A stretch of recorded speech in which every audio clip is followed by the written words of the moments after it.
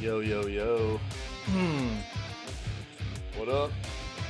Come on, guys. What it do, fam? What you doing? Monday, dude. It's Monday. Still haven't tested negative yet, dog? Brother, I'm having a hard time getting over it too, dude. Like, I'm still coughing and just like packing stuff up, dude. It's not fun, man.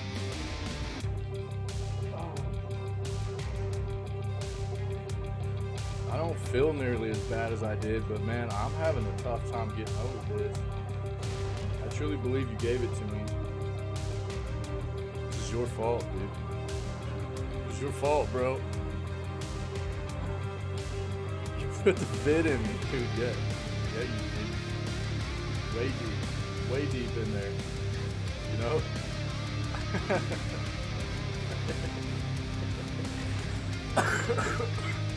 See? It's your fault, dude. What's up, guys? Mic out of the way a little bit. How about that? A little bit out of the way, anyways. Please. I'm gonna go this way. Tighten up, Mike. Tighten it up, Mike.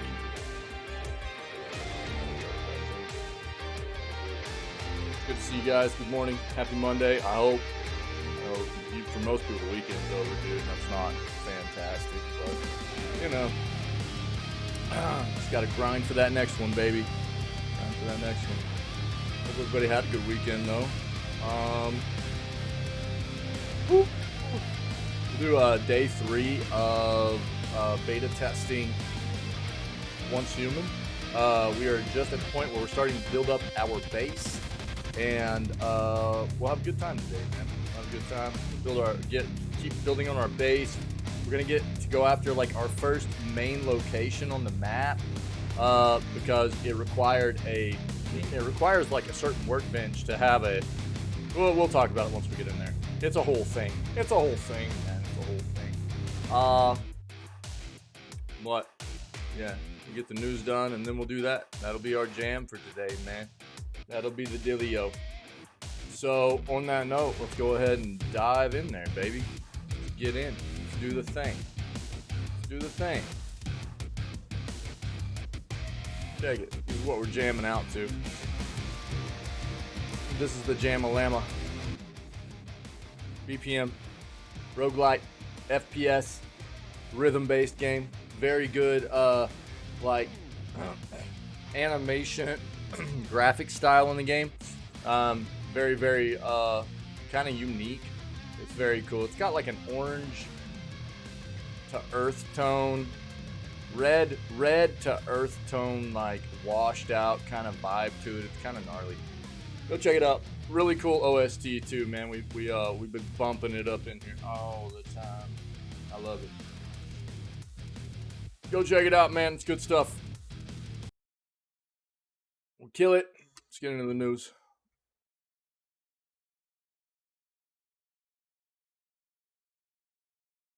Looks like we got a huge PS5 and just all around PlayStation video game sale. Take a look. Marvel Avengers creative director apologizes for the whole thing. Wow, dude. Okay. Solid. Cool. I respect that, dude. I respect that.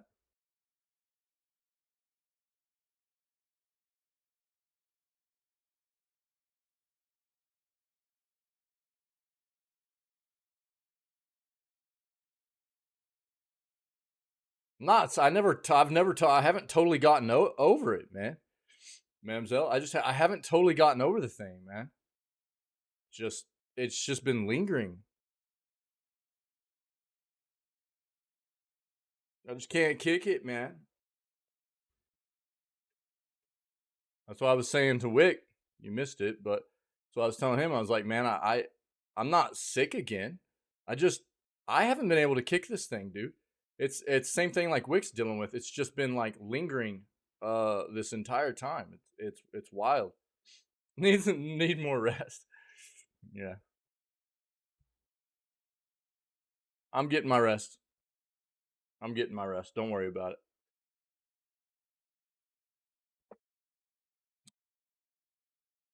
I am. No worries. I'm resting up.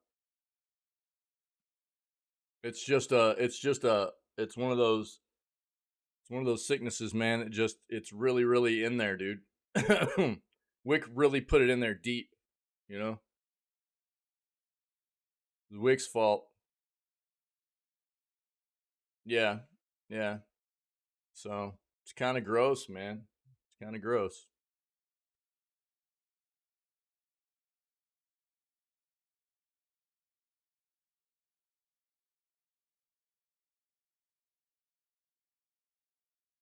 All right, that one was on me. Absolutely. I was waiting on that. Thank you. Fantastic. Yeah. Yo, is this stuff is this Razor stuff? Oh, it's Steel Series, dude. Yo, shout out to Steel Series, dude. They rated us. Steel Series rated us, man, back during the playthrough of our Breath of the Wild stuff. That was dope, man. That was really cool. And we actually had some people become big parts of our community ever since because of that. And funny enough, dude, one of the one that comes to mind whenever I pull this up was our buddy Ferret, dude. Our buddy Ferret has been a huge part of what we do ever since that Still Series raid. And funny enough, Ferret's also a big Destiny 2 player. So this is like just the perfect article here for us and for us to like throw towards Ferret because it's Still Series peripherals and for their Destiny 2 Lightfall themed devices, man. So we'll take a look at that. Hopefully Ferret will be in here at some point and we'll be able to show that. If not, I'll link it into Discord for him too before we move on to gaming today. But oh, it was his birthday yesterday too, man. Big old happy birthday to Ferret.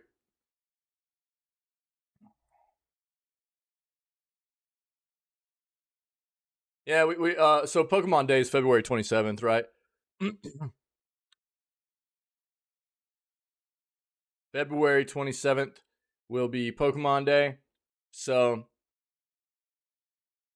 what there we read some news yesterday about how there's some talk that they might release a mystery dungeon game, a new Pokemon mystery dungeon game, but they'll announce something for sure, or a few things probably. So we'll see what's up. New PlayStation acquisition. Looks like we've got a leak on that front.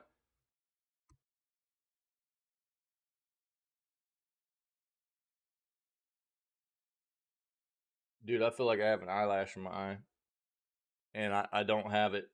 I don't have it, chat. Oh no. Oh no.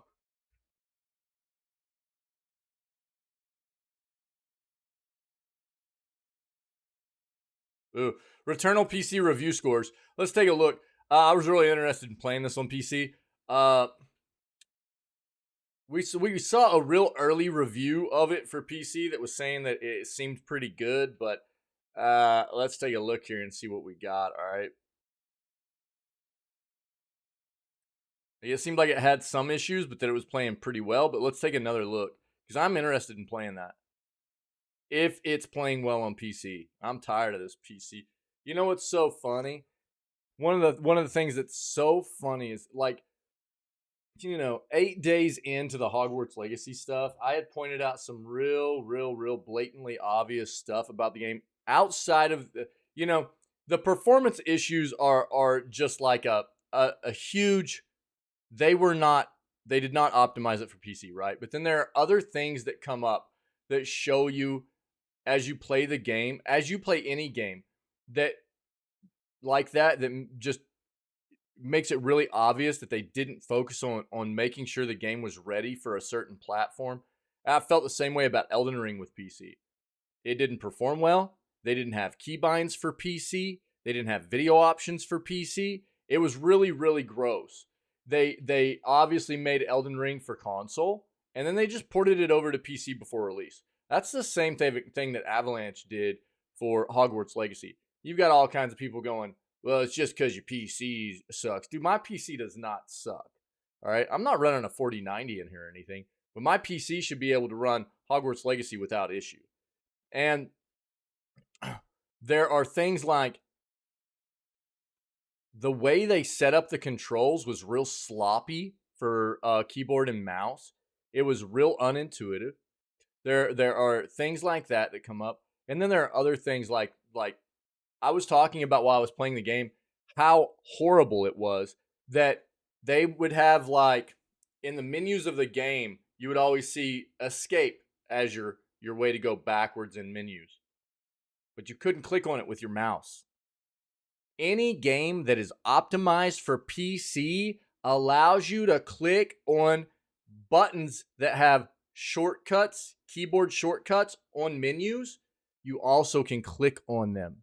Any game that comes out that's actually optimized for PC, that is standard. That has been standard for a long time. And Hogwarts Legacy doesn't have that. You literally could not go down and click on the back button that next to it had the escape key as the keyboard shortcut. They made you hit escape every single time. And that's really it's those are some of the things that I see when I play games, that it just drives home the fact that they did not take the time to optimize a game for a particular platform. And quite often I see it for PC. And it was really obvious for you know, for me that Hogwarts Legacy and Avalanche, they cared a tremendous amount about making sure that game felt really good on console and didn't really care all that much about PC users. And it's some stuff like that. The game we're playing right now is in a beta state. Once Human is in a beta state, and it already has that kind of stuff in it. You click on menus, have your key binding shortcuts for how to navigate the menus, and you can click on them with your mouse. As well as in menus, when you want to like turn your character around and stuff, you use your mouse instead of like the flippin' arrow keys like Hogwarts Legacy makes you do. It's crazy stuff like that it's so funny whenever I hear people try to like defend. I've seen so many people online trying to defend Avalanche, saying that the game is definitely optimized for PC, and there is no flipping way. No way at all. With all the things I've seen, it's so sloppy. It runs terrible. It was not made for PC users at all. It's crazy to hear people say that stuff. And it's real obvious to me that they have no flipping clue what they're talking about.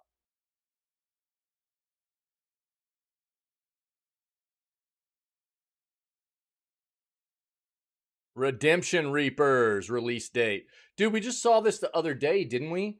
Isn't this the tactics-based kind of game? What was the other game they made? We'll bring it up. Make sure we know. We've already hit on Call of the Mountain stuff. I'm not going to dive back into it right now. We've hit on it the past couple of days. All right. I'm going to bring this article up. I've talked about this already, but Nintendo's next console might use the same Switch Online service. It should.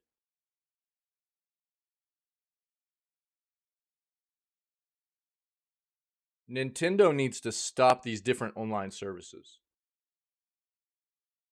They need to have one online platform for all their devices. And it needs to be called Nintendo Online.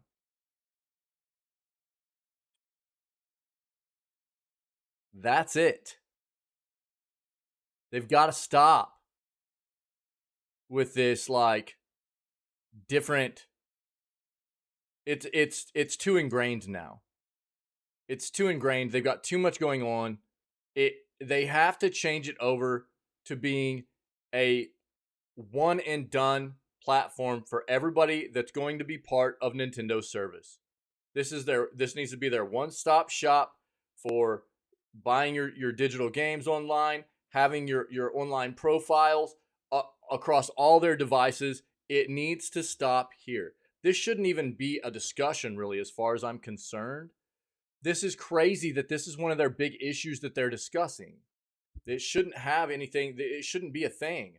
It should just be done. They need to quit calling it Switch Online. They need to just turn it into Nintendo Online. Call it Nintendo Online Eternity. I don't care. Just call it Nintendo Online.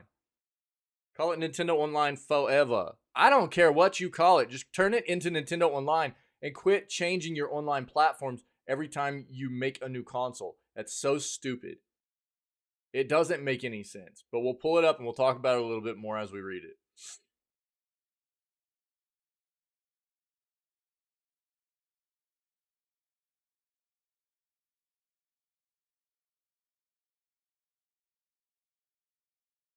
It's super annoying. It's super annoying. There's no point in it. It's actually malding, dude.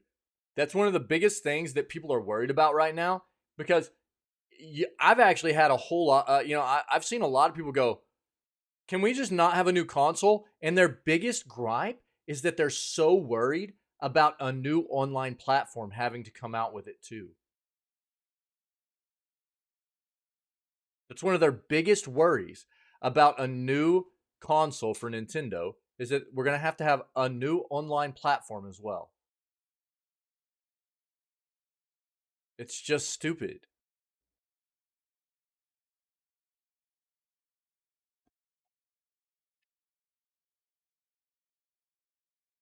Yeah, we already read about that. There's been some big changes at the top of Fire Axis, and they are in production of a Civilization 7, isn't it? Civilization 7. Yo, is Wick, are you still hanging out, dog? Wick, no. He bounced, dude. Why'd he leave me, bruh? Wait, what page are we on? Yeah, okay, we're good.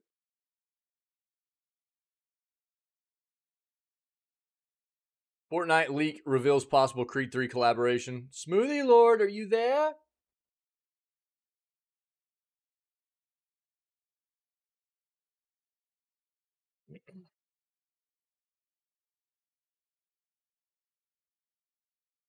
N.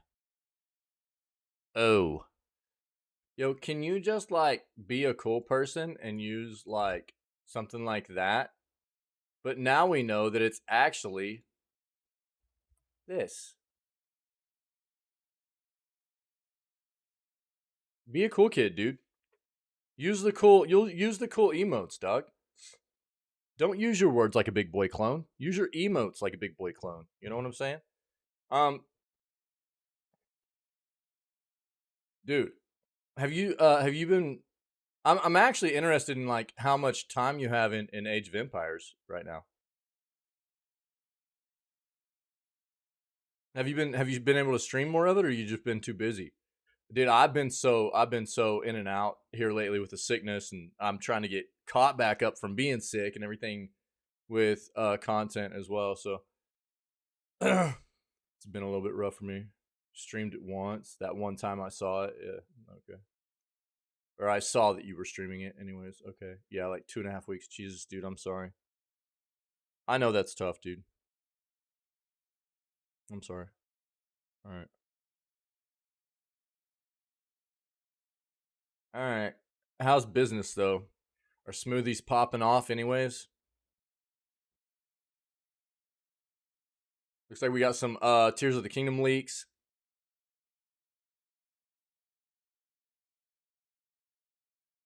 New Steam feature lets you copy games between PCs. Business is booming, dog. Sick. All right, dude. All right, I expect Tuxedo. You hear me? Tuxedo and Shaggy Dog Car in the near future.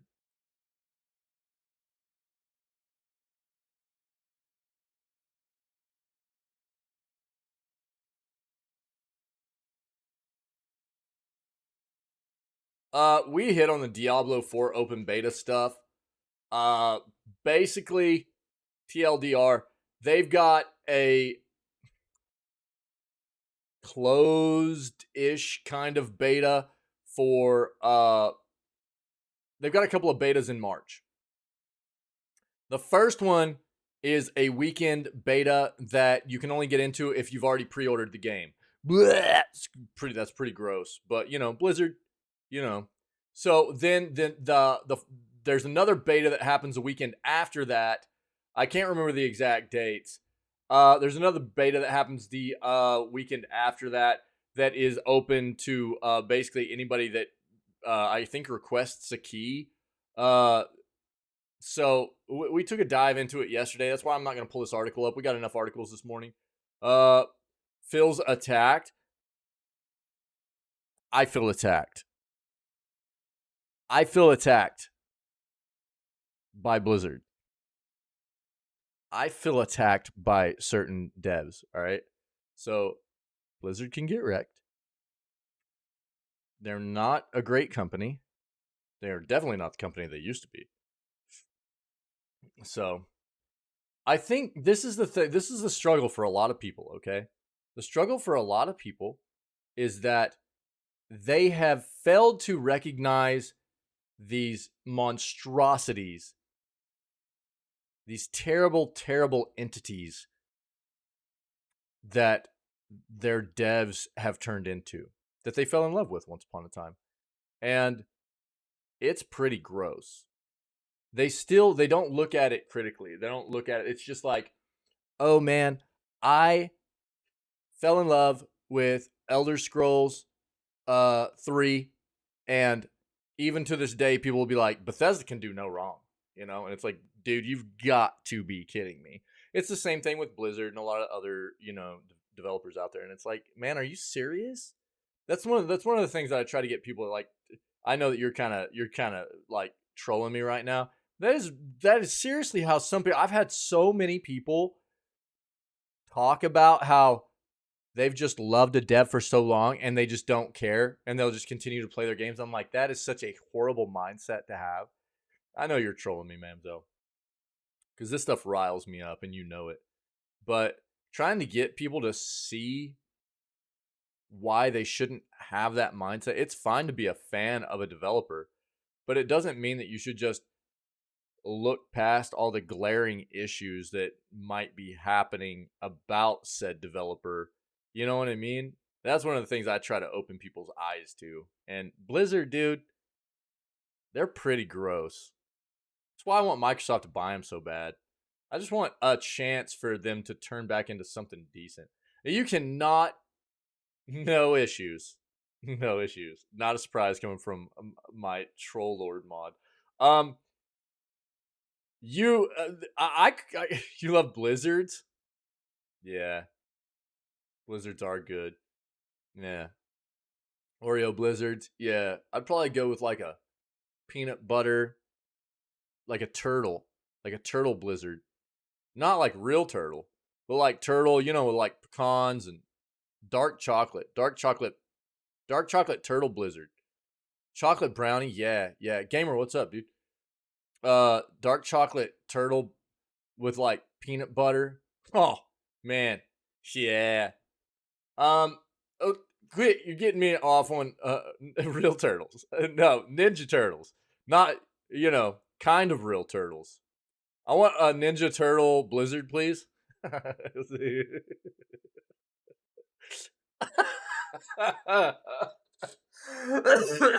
Sorry, sorry, guys.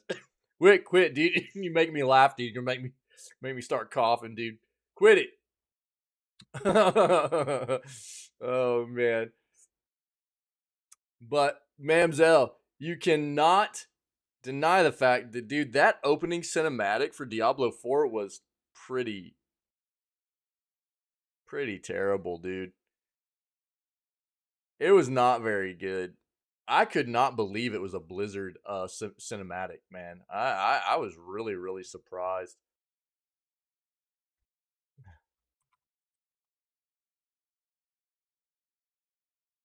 Actually, I didn't even think it was going to be in game. I thought it was just going to be some like real quick promotional thing they threw together, and I was like, oh, that's kind of crap for them. But I did not. I really did not think that was going to be anything in game. I thought it was just something promotional for the beta. Dude, that was really gross.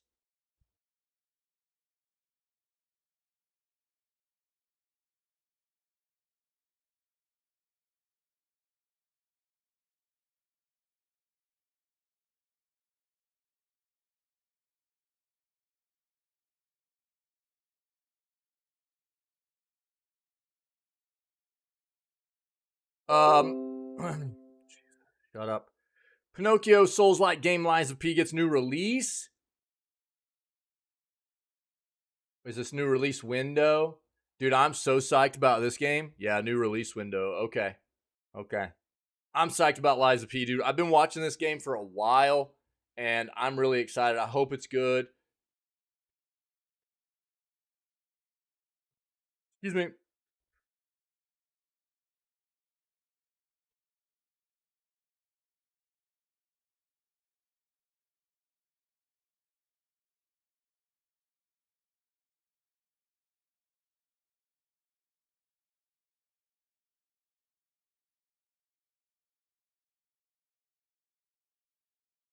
Really? I'm not talking about content-wise. Content-wise, it was fine. The quality of that cinematic is not Blizzard-esque, dude. I'm sorry. Blizzard is renowned. I'm sorry. I will just have to disagree with Asmund, I guess. Look, Asmund is a Blizzard. Asmund always has a Blizzard hard on. I'm sorry, dude. He's one of those Blizzard hard on people. Not to say that he doesn't ever have anything negative to say, but dude, he's a longtime Blizzard fan, and he's got a bit of a hard on for Blizzard. All right, I know that.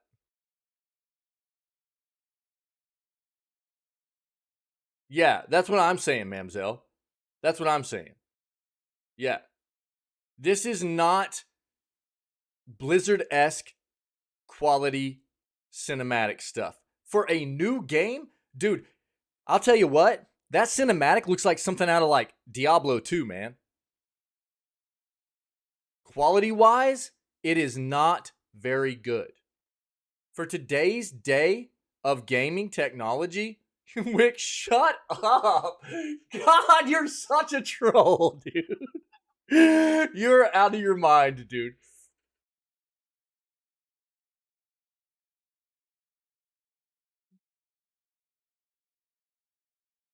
Well, that's kind of vague, gamer. I mean, I would need some more context there to know exactly what he's talking about. Like the content within the opening cinematic was fine.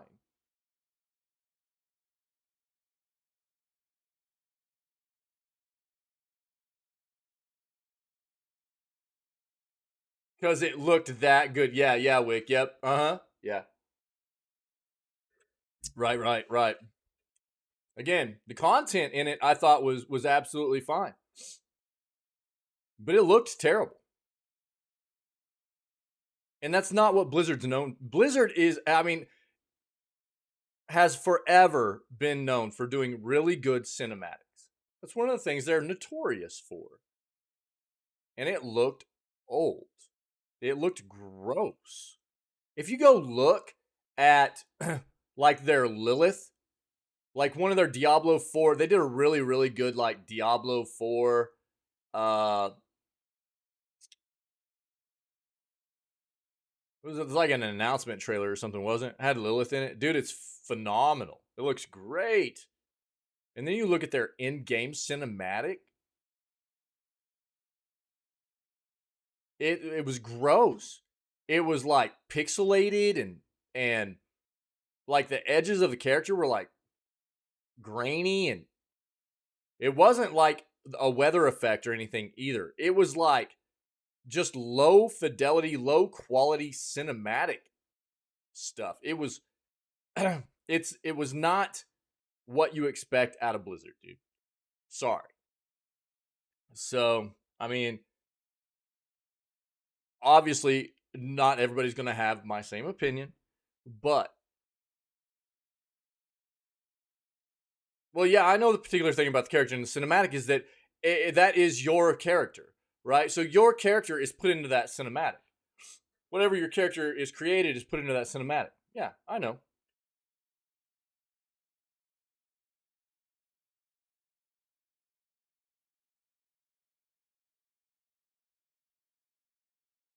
Is that what you're getting at?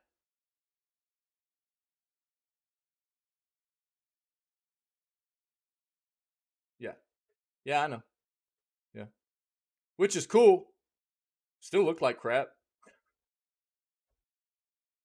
Again, I mean, we're talking about it would be different. Like if I saw that from like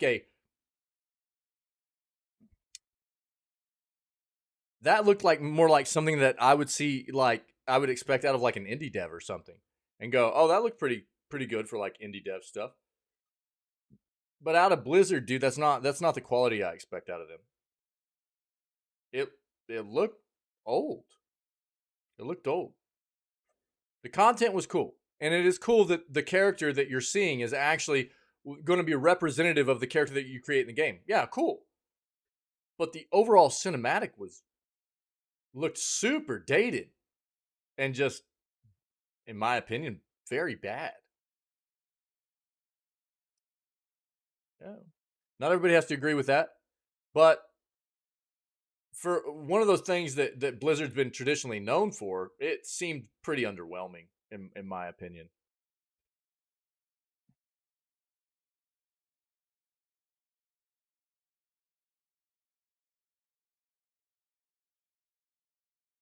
Best anime games to play on PS5 in 2023, Full Sync.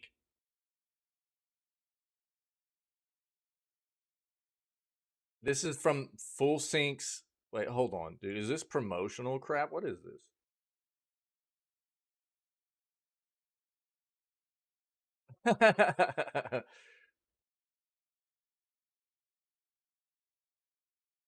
mm. Yeah, it's just a list thing. I'm not going to go through that.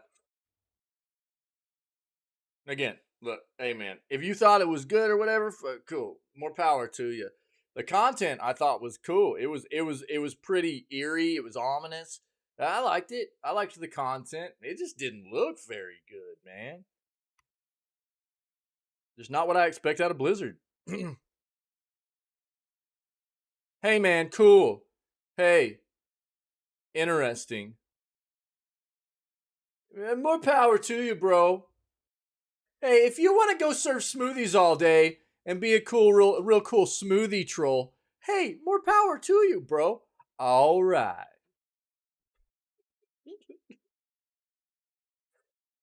Are you in traffic right now? Are you stuck in traffic talking on your phone?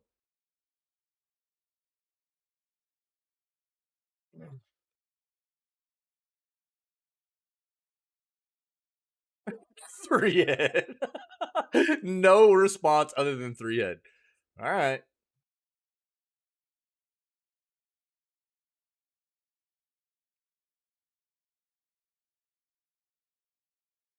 Yo, I'm not even diving.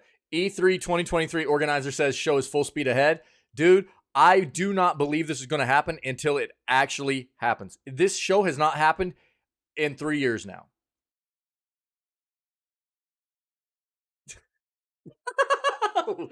Bro. So I'm not diving into this, dude. They've said for 3 years now we're gonna have it, and then they cancel it like a month and a half before. So look, if we get to like May, if we're at the point where we're doing the 2-year anniversary stream, if we're in like the 3rd week of May, and E3 is still saying that they're having their event, I'll believe it at that point. I'll believe it.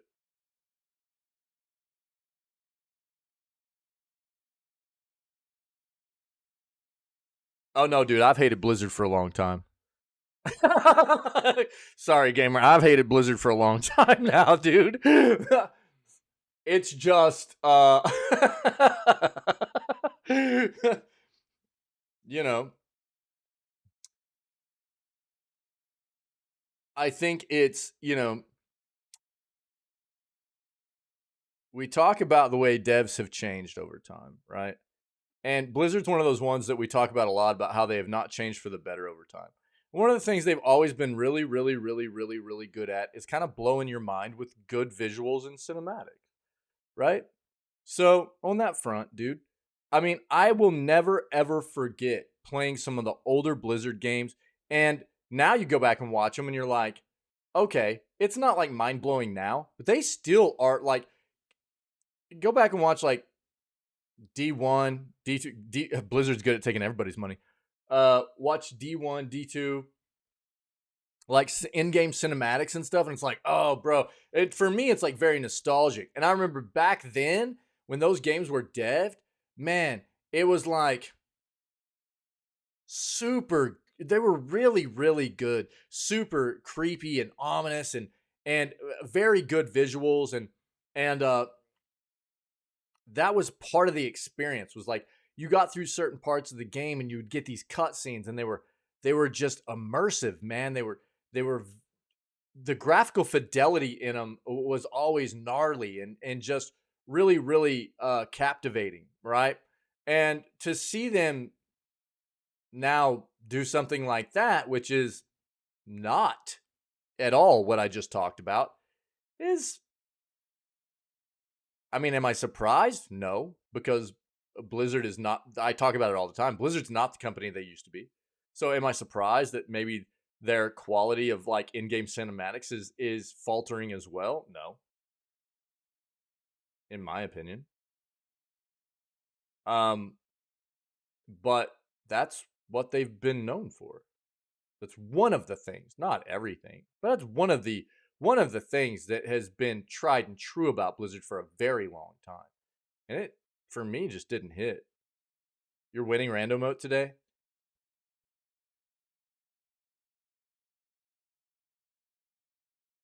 I'll believe it when I see it.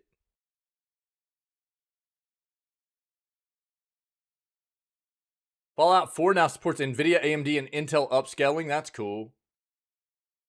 Think it to achieve it. Dude, I like that mindset. Yeah. Wait, what is this? What are you talking about? Wait. I can't wait until it happens. Everyone comes in here and is like, remember when you said it wasn't happening? Wait, what? What wasn't happening? They'll be like, remember when you ripped on Hi-Fi Rush too? Dude, I have said many times that I was wrong about Hi-Fi Rush. I'm not always gonna be right. But I can tell you that cinematic, dude, does not look very good to me. Oh, E3? Well, hey, dude, look, there's a difference between a history of, they have a 3-year history now of doing the same thing. There's a reason why Xbox, PlayStation, and Nintendo have all pulled out of E3 this year. They're done, dude. It can't be relied on. There's a history showing that this event is not going to take place because every year they go, we're going to do it.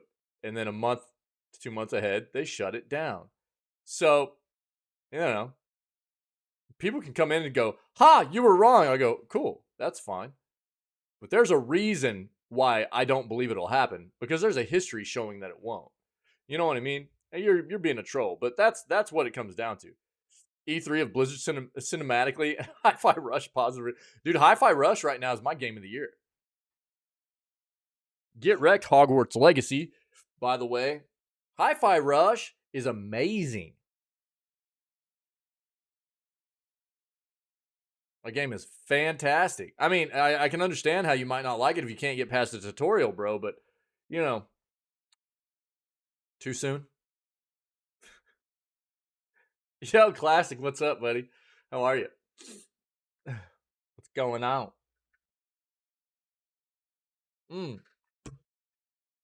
Bro, last night was crazy. I saw something real quick in Discord last night, and last night was crazy. I didn't even get a chance to reply.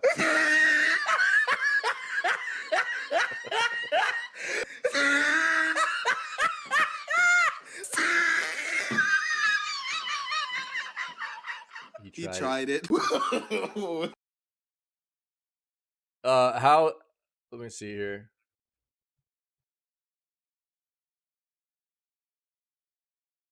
Let's see. Yeah.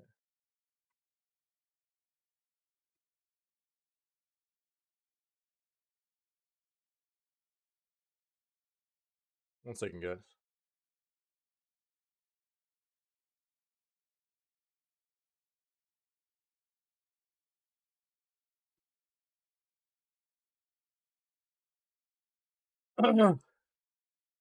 I'll have to address that here in a bit. Classic, how are you doing? How you doing? It's good to see you, buddy.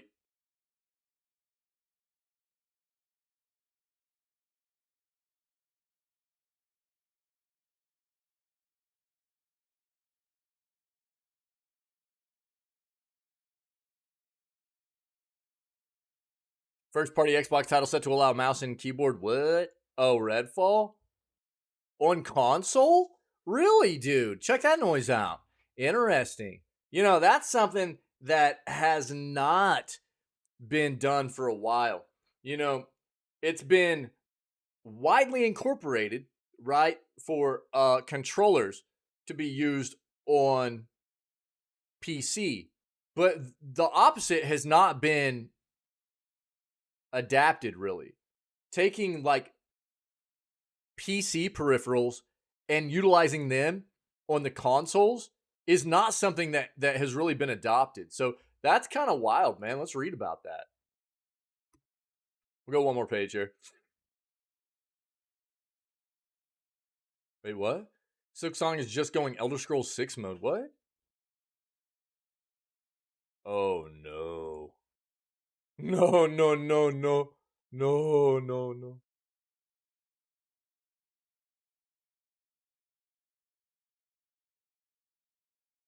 Splatoon 3 bringing back popular Wii U special weapon.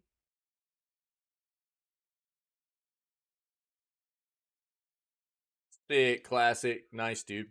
Nice. I'm great. I'm great. I've been sick a little bit here lately, man. I'm trying to kick it. It's kind of lingering, man. As you can hear. But I had a couple of days where I only did the news segment and then I didn't game at all because I was just real beat up and I just rested. But other than that, man, I'm doing really well. Thanks for asking, buddy.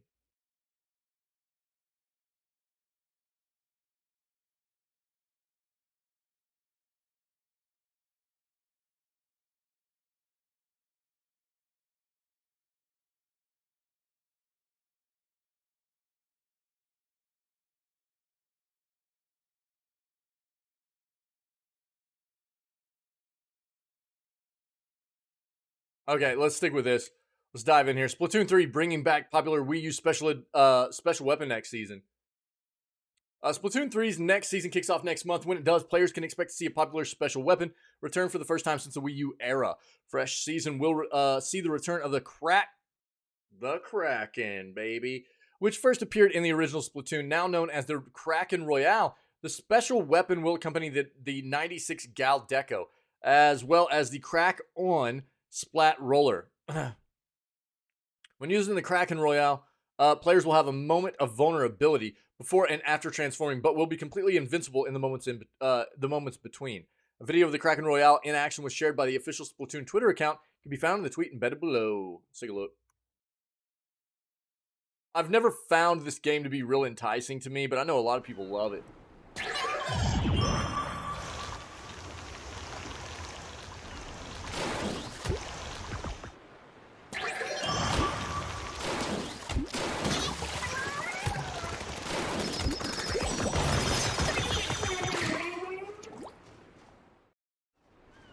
That's not a Kraken, dog. It's just a big squid. Sorry. I'm calling it out. Alright. There you go. Naturally, a lot of older Splatoon fans are happy to see the Kraken's return. While the Splatoon franchise has found a much bigger following on Nintendo Switch, the original game found significant success on the Wii U. On Twitter, players that use the Kraken in the original Splatoon are sharing their excitement about using the special weapon in Splatoon 3's maps and finding the best strategies for doing so. Of course, those that didn't experience the series until more recently are also excited to see what all the fuss is about. The original Splatoon seems to be getting a lot of love from Nintendo lately. In addition to the Kraken Royale's return, Splatoon 3 will be bringing back Inkopolis, though the game's expansion through the game's expansion pass. Inkopolis was the setting for the original Splatoon game, and players that purchase the expansion pass will have the option of using it as the hub in Splatoon 3. It's a fairly minor addition, but players that travel to Inkopolis during Splatfest will have the opportunity to check out performances by Callie and Marie, the legendary Squid Sisters. Hopefully, Nintendo will continue to bring back more elements from the original Wii U title. Personally, I'd like to have Squid Jump back. All right, so there you go for you Splatoon 3 players. Hollow Knight Silksong is just going Elder Scrolls 6 mode now. Oh no, dude. Fans have been patiently waiting for Hollow Knight Silksong for years. Yes, this guy. Wick won't play it because Wick won't play it. but it seems to be suffering similar problems as the Elder Scrolls 6. Team Cherry's 2017 Metroidvania Hollow Knight was a dark and challenging 2D side-scroller that took the gaming community by storm. It's amazing. And its sequel, Hollow Knight Silksong, has been hotly anticipated since its announcement. With a new protagonist and a different bug-infested world to explore, Hollow Knight Silksong is looking to expand on its predecessor in exciting ways. Although fans have been excited for Hollow Knight Silksong and any scrap of information that Team Cherry has provided, updates have been disappointingly few and far between. This isn't the first time that a game has been confirmed, only for the developer to fall silent fairly soon after and fail to keep players in the loop as the development continues across multiple years. Although some gamers are more than happy to wait for developers to properly perfect a game before it gets released, it can still be frustrating to know a title is coming but have little to no updates. Hollow Knight Silksong has the dubious honor of joining a list of titles like the upcoming Elder Scrolls 6 that have fallen worryingly silent since their announcement.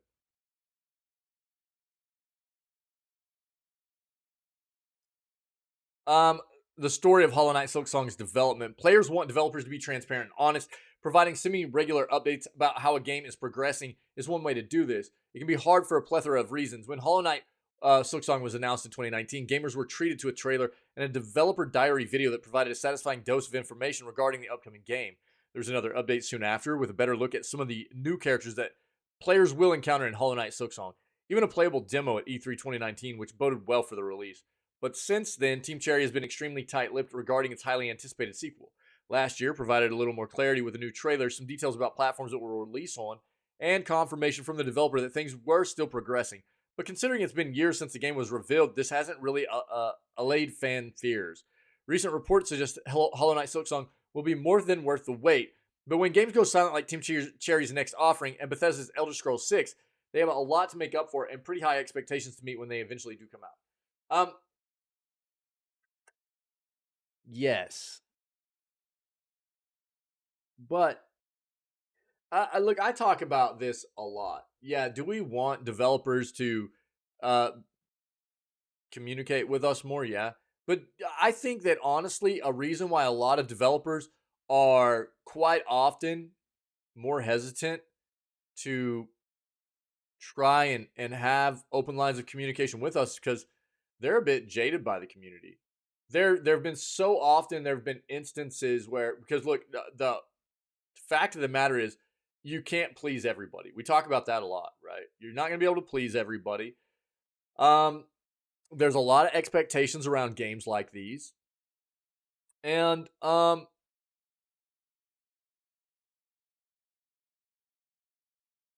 quite often, I think that developers have found themselves in positions where they have resulted to just being more hush-hush because they've dealt with toxic individuals harassing them on social media or harassing their developers, even potentially sometimes to the extent of showing up in like real life at their place of work or private residence, whatever, which is absolutely unacceptable, excuse me. Or even to the extent of developers getting hacked, like we saw with Rockstar and GTA 6. They don't want to. These are the types of things that really, really harm the relationship between us as fans and the consumer and developers in wanting to have open lines of communication, I feel, with us. So while I think the majority of the population of us as gamers aren't interested in,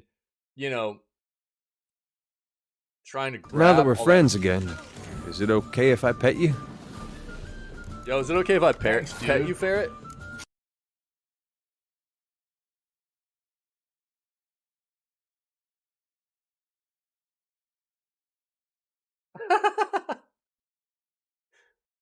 Okay. I'll be so gentle. Dude, thank you, man. I appreciate it. Yo, I actually have an article coming up that is dude, it's so wild. It's absolutely for you, and it's so crazy Because it has to do with Still Series too, dude. And that's what brought you in here to the community and everything. So I've got an article coming up for you, buddy. Um, so again, I mean, while I think the majority of the population is of us as gamers aren't interested in harming that relationship with developers. Nonetheless, it happens because we get those people out there that do those things that are kind of out of their minds and malicious and it happens. So ultimately, when it does happen, it puts developers into a really tough position. It backs them into a corner and it forces their hand into revealing information that they weren't necessarily ready to reveal. Um, and I can only assume that it makes them really really jaded about dealing with fans and the consumer moving forward, things like that, or just watching it happen to another developer or something like that, has got to be scary. So I don't know. On the other front, I mean, developers have done things to harm their relationship with us as well for a very long time. So it goes both ways. It's not like we fans and gaming enthusiasts are the only ones that have done things to harm the relationship. Developers have done some terrible stuff to us too, to make us feel cheated and duped and but I think finding ways on both sides to build that relationship back up and be better about things can improve uh things on this front of having developers be a bit more open about giving us roadmaps, showing us more information as development continues throughout games, and so we're not just sitting around, you know, cleansing souls, if you will, uh, cleansing our own souls, waiting on information to come out. You know what I mean? So, um, there's a ton of hype for me behind Silk Song. um, there's a ton of hype for me about Silk Song. And dude, I've played Elder Scrolls games since back in the early PlayStation days. So I would be, you know, lying if I said that I'm not hyped about. Now, I'm not a big fan of Bethesda anymore because they're one of those developers that I've gotten pretty scared of. Uh but if I was, if I said I wasn't a bit hyped about Elder Scrolls 6, dude, I'd be lying. So both of these are games I'm hyped about. But at the same time, we will get information when the developers are ready to give us information about them. People just need to chill out. We talk all the time about coming across information that is indicative of issues going on in development. Right now, we don't really have that, right? Yes, that's correct. Yeah, Microsoft owns Bethesda. Yep. They're a subsidiary of Microsoft and Xbox. Yep.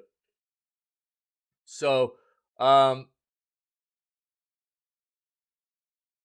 just because they've been tight-lipped doesn't mean there's anything wrong in the development process.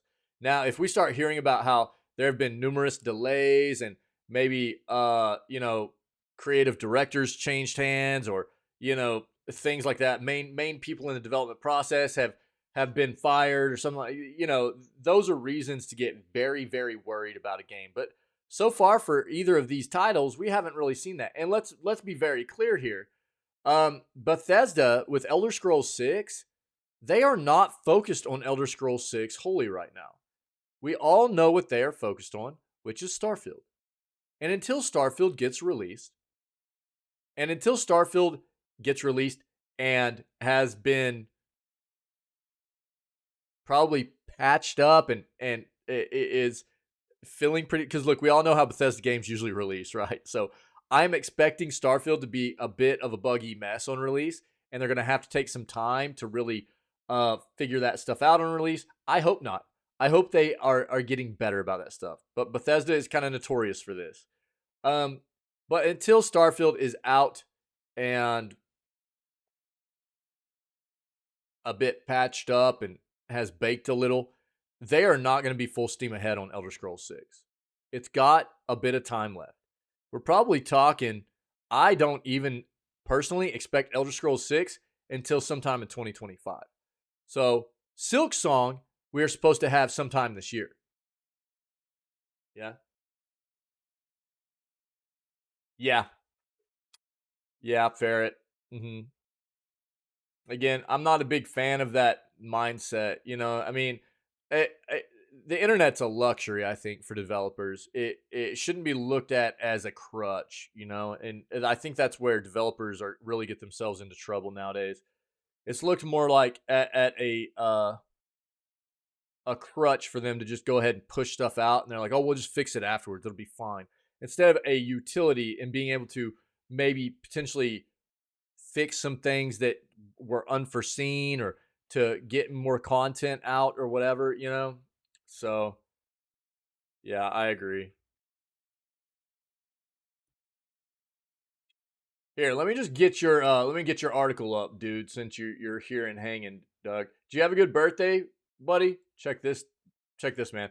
I saw this and I was like, how crazy is this?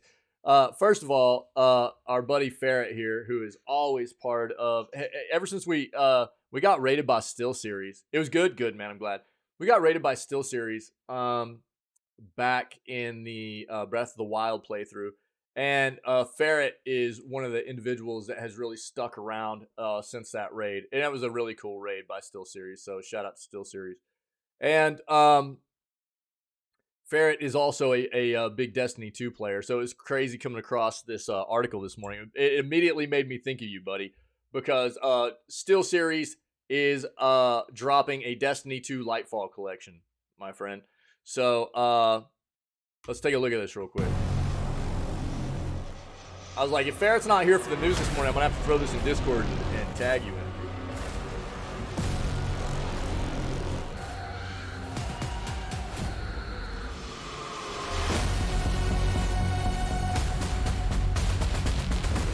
I've heard those are really good headsets, by the way.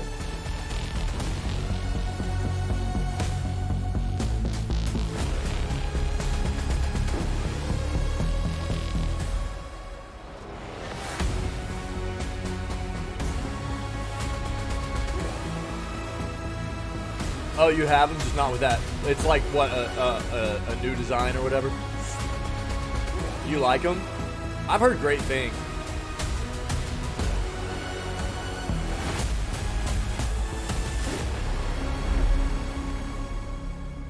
Yeah, I came really close to buying a set of them. Cool. Still Series has a fine pedigree. Consequently, many pro gamers turn their products to get a match-winning edge. I've been fortunate to look at their Apex range of keyboards, and therefore, when they announced collaboration with Bungie and Control Freak, I was very excited. 3 companies have created a limited edition collection for Destiny 2 Lightfall. As you can imagine, these accessories are going to be beautiful, amazing to use, and phenomenal to look at. Oh, sick, dude. Nice. Headphones, the Arctis 7 Plus, Destiny 2 Lightfall Edition. Channels the sound of Neptune's gleaming megacity of Neomuna, while delivering crisp audio and comms across all gaming platforms, including PC, PS4, PS5, Xbox One, Series X and S, and Switch. Purposefully engineered for multi-system compatibility, PC, PlayStation, Mac, Android, Switch, and Oculus Quest 2, the Arctis 7 Plus uses lossless 2.4 GHz wireless audio for ultra-low latency gaming audio via a compact USB-C dongle. They be dongling it, baby.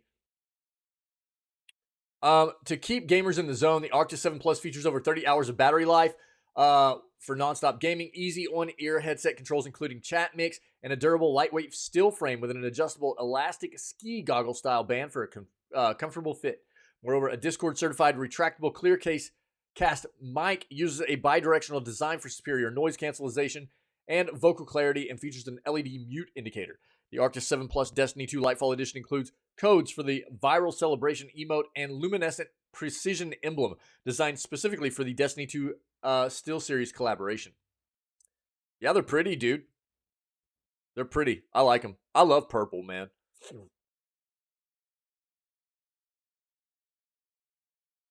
The mouse is the Aerox 5. Is it Aero? Is the X silent? Or is it Aerox? 5 wireless Destiny 2 Lightfall Edition. The Aerox 5 Destiny 2 gaming mouse's design is inspired by Neptune's gleaming megacity of Neomuna. The lightest multi-genre wireless mouse on the planet, weighs at 74 grams. Oh, okay, cool. Thanks, man. While providing up to 180 hours of battery life. Furthermore, a mere 15-minute charging time provides over 40 hours of use. Additionally, using Quantum 2 wireless and Bluetooth, gamers can play with untethered ultralight freedom on multiple devices. 9 programmable buttons and the TrueMove air sensor deliver unrivaled precision and accuracy. The Aerox 5 wireless Destiny 2 Lightfall Edition mouse includes codes for the viral celebration emote and luminescent precision emblem, designed specifically for the Destiny 2 SteelSeries collaboration.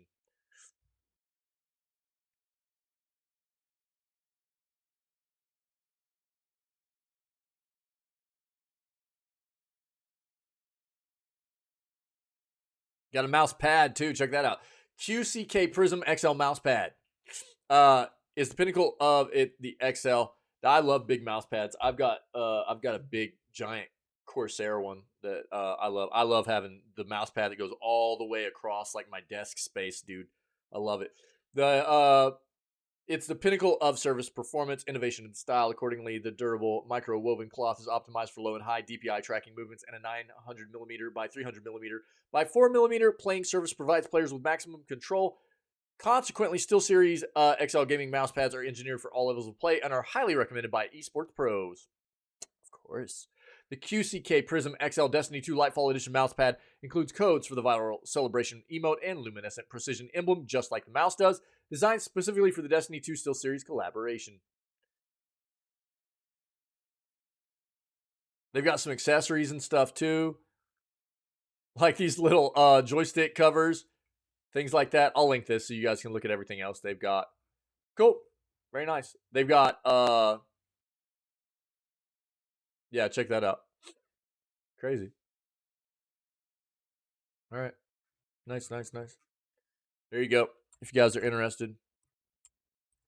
You were in their first drawing. Entered Control Freaks drawing. Didn't win that one either. Oh, no, dude. Sorry. Going to be at least one more drawing? Oh, good. Oh, it does. The emote shows wearing the headset. That's great, dude.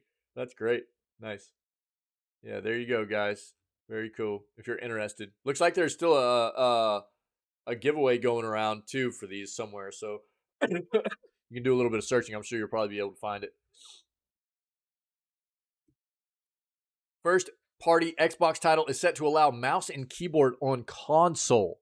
Again, dude, this is pretty impressive because forever, dude, we've seen controllers be adapted into the PC realm of gaming, but the opposite has not necessarily been the case for the most part, you know.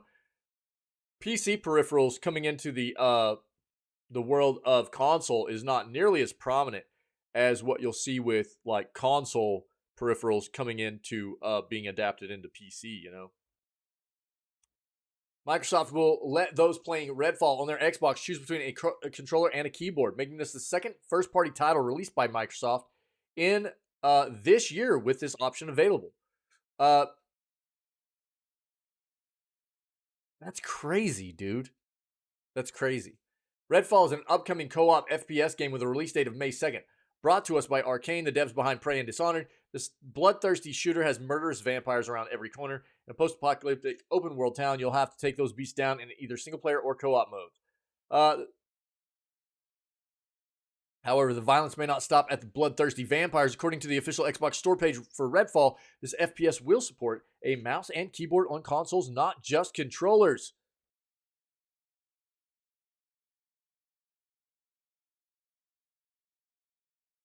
Wow, this is unusual. Redfall isn't the first game. Age of Empires 2, Wick, released in 2019, allows you to plug it in a keyboard for your Xbox Series X and S and play it as well.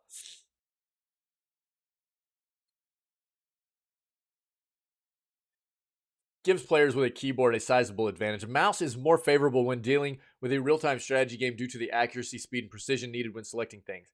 That's the same thing with an FPS as well. You will never be able to be more precise with the limited function and range of your thumbs as you will be with something like this. It's just a fact, dude. But Where they get us is that on controllers they allow for oh yeah, the turn speed alone, yeah.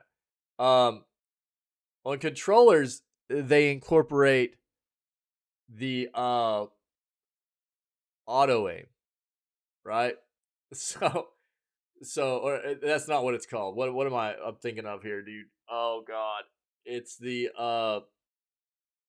aim assist, dude. Aim assist. Aim assist Andes, dude. Um so on controller you get aim assist. So as long as you get your reticle, and each game has different varying degrees of how they incorporate aim assist for the players. Uh, auto aim, yeah, same thing. Yeah, most people know it as aim assist though. Like we saw some video come out of Modern Warfare 2 when it first released. I don't know if it's still this bad. Aim assist in Modern Warfare 2 is stupid. Like your character would turn in a circle following characters around just by the reticle being on them and stuff. It was really really gross. So it's kind of, there's always been this like war about, you know, players on controller are like, oh, it's not fair that people that play on keyboard and mouse get precision, and then so it's like, oh well, we'll just give everybody that plays on controller aim assist. Yeah, well, it was like an aimbot, dude. Yeah, there's videos online, you can check it out. We watched it in the news, dude. Bro, when Modern Warfare 2 first came out, uh we watched it. There was a video online of somebody testing out the aim assist, and it was gross, dude. It was disgusting. It was disgusting, dude. It was some of the worst aim assist I'd ever seen in a game. It was really, really, really bad. So I don't know. It's controller players tend to always whine about how keyboard and mouse is more precise, and they can't keep up with keyboard and mouse players, so they get aim assist, which makes them not really have to aim at all. So I don't know, man. Oh, they're talking about it right here. On the other hand, it was a disadvantage for a long time to use a mouse and keyboard in the FPS multiplayer shooter Halo Infinite. Thanks to the aim assist provided by controllers, playing against those with a keyboard and mouse was child's play. However, 343 Industries fixed this with mouse aim assist. What? Wow, dude. All right, what you need to know is that if you want to play mouse aim assist, dude, wow. Yeah. It's like they couldn't figure out how to balance the aim assist right. You know what I mean? To compensate for giving controllers the right amount. So they're like, oh, dude, just throw it on mouse too. That's terrible, dude. Yo, by the way, 343 no longer in charge of making Halo games, if you didn't know. Microsoft said you're done. Yeah. You know a few people who play D2 on PC who still use a controller? Really? Crazy, dude. Yeah, dude. Yeah, that's ridiculous. So what you need to know here is that if you're interested in Redfall and you're playing it on your Xbox, but you enjoy some mouse and keyboard action, that is an option for you. Cool. New PlayStation acquisition seemingly leaks, man. Interesting. Looks like PlayStation's next major studio acquisition has leaked ahead of a formal announcement by Sony. Over the past couple of years, companies like Microsoft, Sony, Tencent, and Embracer have been snatching up various gaming developers from around the globe. With Sony in particular, studios such as Bungie, House Marquee, Bluepoint Games, and a handful of others have been brought under the umbrella of PlayStation Studios. While it seemed likely that Sony would continue to be on the hunt for new companies to acquire, it seems like an acquisition may have already taken place behind the scenes. Spotted by Colin Moriarty, I love that name, a new listing on PitchBook may have indicated that Sony has already purchased developer Ballistic Moon. When looking at PitchBook's own dedicated profile for Ballistic Moon, it notes that Sony is the developer's parent company. Furthermore, it's recently noted that the company's latest status is acquired/merged. As such, it seems like Sony may have bought Ballistic Moon already and has yet to reveal as much to the general public. Founded back in 2019, Ballistic Moon is a much smaller studio compared to many others that Sony has purchased over the past couple of years. The company only boasts about 50 members in total, is made up of developers that previously worked on Supermassive Games, which is the studio behind Until Dawn. Based on recent job listings, Ballistic Moon is working on a game right now titled Project Bates, which is set to come to PS5 in the future. Yeah, since Sony hasn't officially announced this,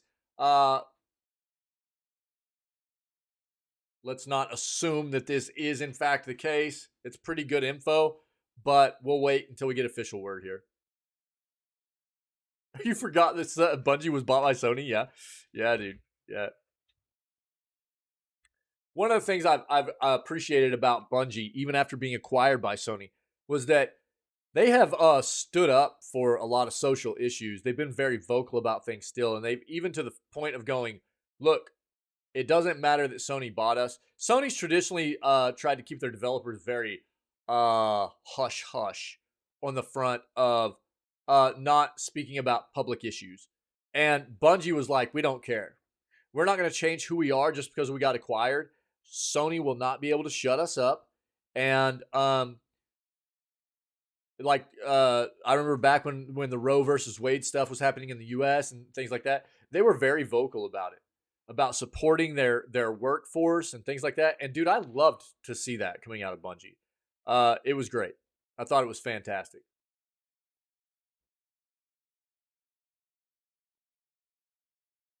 Returnal PC review scores, a second run on a different platform. Returnal, a PS5 game that recently got a PC port, was met with very good reviews. The question is, does the PC port of the game live up to expectations, or should it have stayed on PlayStation exclusive? The critics have to say about Returnal PC port in their reviews and scores below. 87 on Metacritic for PC. We know what it is. This aggregated score only comes from a total of 27 critic reviews, 2 of which were mixed.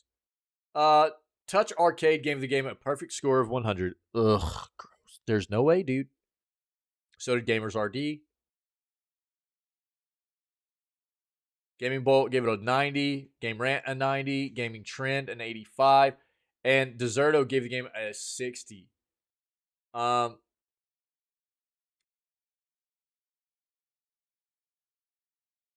Called the game yet another home run. Quite a few problems. Problems with the game not running or looking right on the Steam Deck.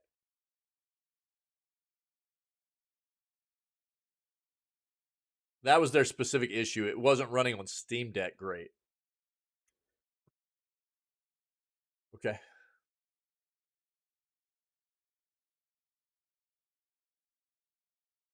Prime example of how PC ports should be done, though, even at a score of 85. Good. Yeah, I know. But I like to look at them anyways just to see how, because that's what I tell people all the time, even on Steam. So let's bring up Returnal real quick. I looked at some reviews whenever it first came out. This is what I tell people all the time, though. If you're going to look at reviews, and Metacritic's a good place to look at them too. This is kind of my go-to, though. Find, like, on Steam, this is one of the things I always look for. I try to find a review that has a substantial amount of hours on it. So, like, probably 30 to 40 would be a really good place to start. 57, right? That's great. One of the other things I look for is, regardless of whether it's recommended or not recommended, I want to see a list of somebody pointing out to me what they found to be good and maybe bad about the game as well. So somebody that has an eye for what they considered to be good and maybe not so good things about their experience of playing the game. Regardless. But I want to see some hours on the game. Not just like, hey, I played this for 4 hours. Here's my review. That's not what I want to see. So while quite often, if like right now it's at an 81% positive, right, of over 1,200 reviews. That's an idea that gives you a general idea that it's probably going to be a pretty entertaining game. taking a dive in to the reviews and looking for something specific like that is usually my go-to. And then if you go look at like Metacritic has critic reviews as well, right? But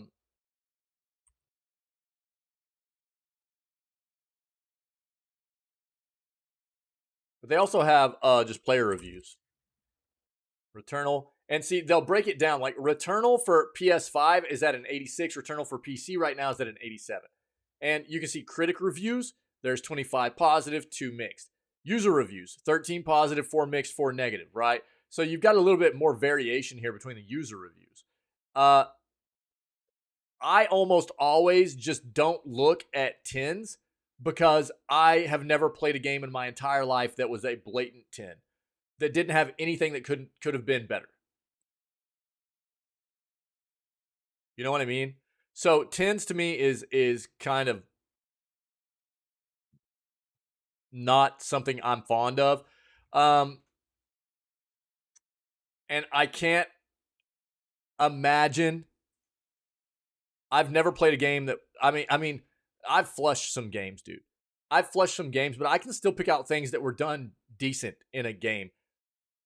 It would, I mean, not that there hasn't ever been a 1 on a video game, but that's pretty rough. For somebody to give a 1 on this, I'm pretty skeptical about their ability to actually review a game properly, right? So that's my take.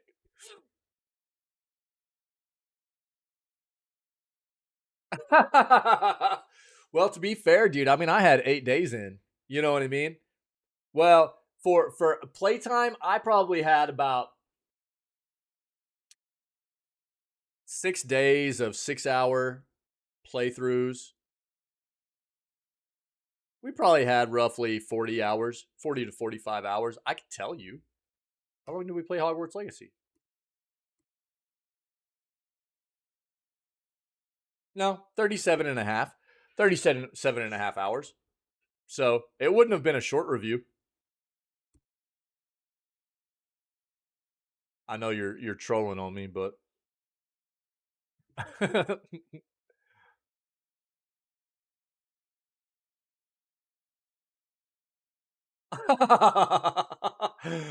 Redemption Reaper's release date, gameplay trailer, and story. We saw some of this already, but let's hit on it real quick. It looked pretty cool. Fight back against those seeking to destroy the world. Here are the details for Redemption Reapers, its release date, gameplay, and story. Check the trailer out again. This game looks pretty cool, man.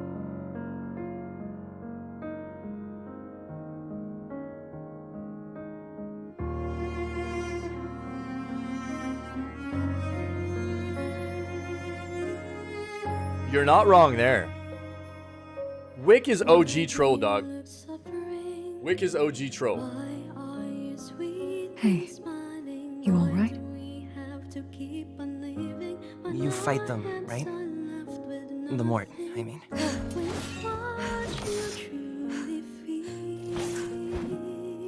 Aren't you scared? The Mort. They killed everyone. Thanks, Sarah. It's just... I never thanked you. For saving me, I mean. Just keep coming. They're not holding back. Another thing to worry about. No rest for the weary. Crush them underfoot. No stopping now. Damn, they have us surrounded as well. Just a little more. I'm not afraid. I got arrows enough for everybody. Kill the damn thing already. Gods, what a monster. I don't feel like this music's... I mean, the music's... But for like the battle stuff, the music's not... I'm not feeling that music, dude. For like the battle stuff, the music's not flowing with me. Excuse me? Do you think you could teach me to fight? That looks like Vincent to me, dude. That guy reminds me do of my Vincent part. from Final Fantasy VII. And also, I hate being afraid of the Mort. Okay. Have you ever held a sword? Yeah. No, but I love I've got Vincent, muscle from dude. working the fields. Van Helsing, right?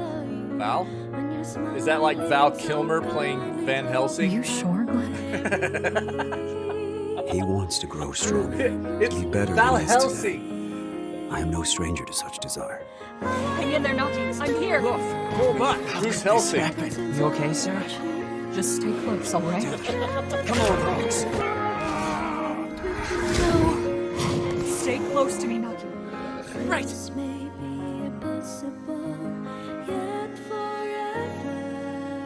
Aren't you scared? Yo, I love course I am. tactics type games, you know what I mean? And I haven't Fighting played is one in a all long we time. can do. Yo, me Why are you either, doing dog. this for us? Yo, if I go through an entire day without any kind of fat Ready to figure go or now? typos, Thanks. But I'm fine. I'm all right, actually Monkey? probably just gonna assume that Maybe I've last a little been more? I'm fine. killed. I'm not alive.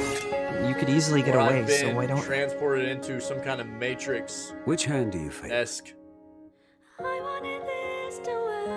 different reality. Am I right? Very good. Yo, First, autocorrect let me show you the cannot proper help way me, to dude. hold the sword.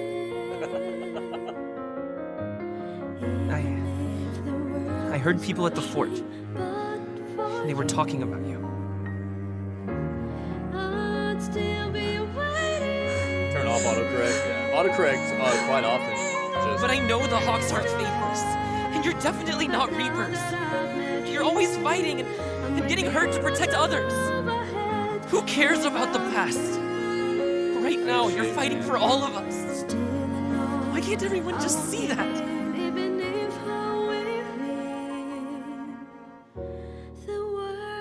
I'll be waiting for you in Looted. I know you will. What did they make before? What was their game they made before this? Can't think of it right now. This releases in 2 days, man, on PS4, Switch, and PC. Tactical RPG, similar to games like Fire Emblem or Final Fantasy Tactics. Yep. Players take control of a group of people, must maneuver them around the battlefield, taking down enemies. Game operates on a tile-based map system, with each character having their own movement and attack ranges. The player must strategically move their characters to take down the enemies, while also making sure that they don't die themselves. When fighting, each of the characters has their own active skills, which they can use to deal damage to their enemies. These vary from dealing a lot of damage to a single enemy, dealing damage over a large area, or other such special attacks. Not only that, but should an enemy be within various characters' attack ranges, the player can coordinate multiple attacks on those enemies. This lets players deal more damage in a turn.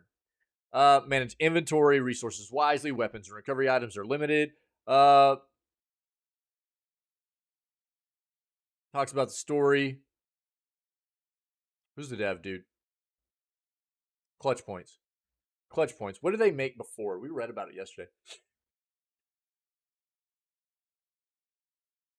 Wait, no. I think I've got here.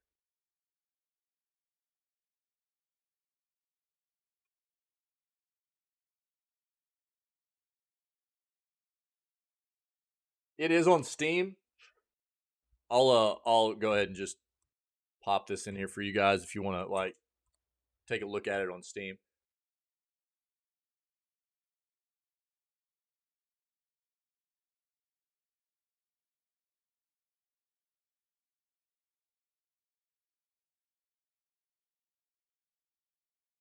Yo, their website actually has a lot of really cool stuff on it about the game too. Pretty neat. Binary Haze Interactive. Here. That's the site for the game as well.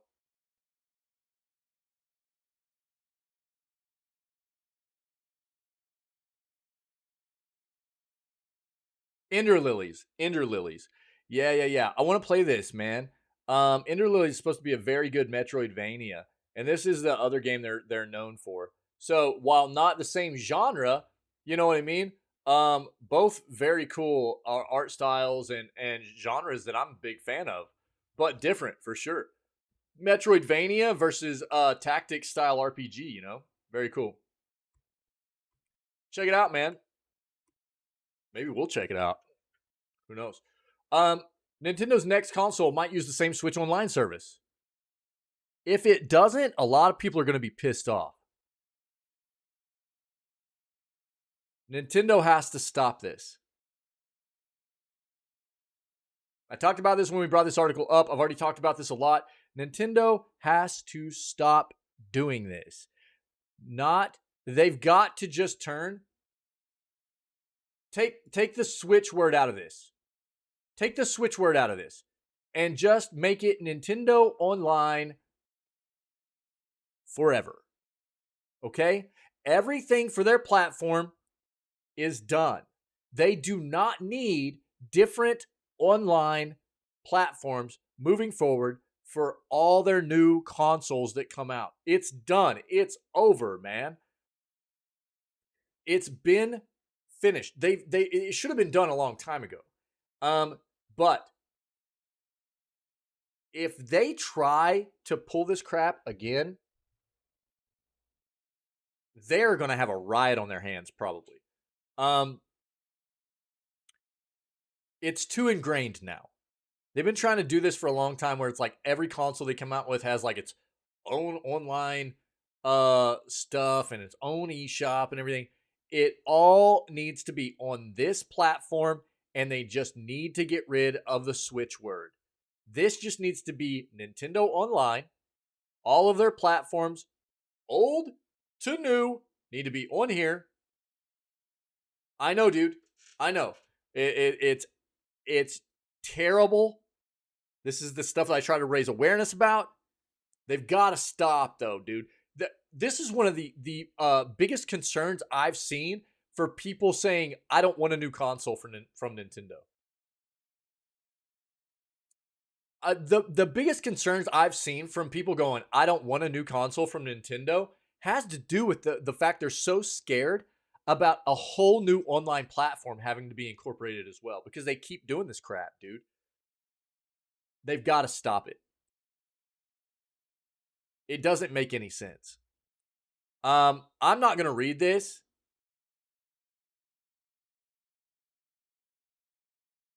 Check it out. Yeah, we will. Here we go. The new court documents from the UK's Competition and Markets Authority seem to confirm that Nintendo's next gaming system will use the Nintendo Switch online service. The news was first shared over on Reddit, can be seen directly at the source on the UK's government website. Documents come from the ongoing Microsoft Activision Blizzard acquisition case, which is bringing us lots of interesting bits of news.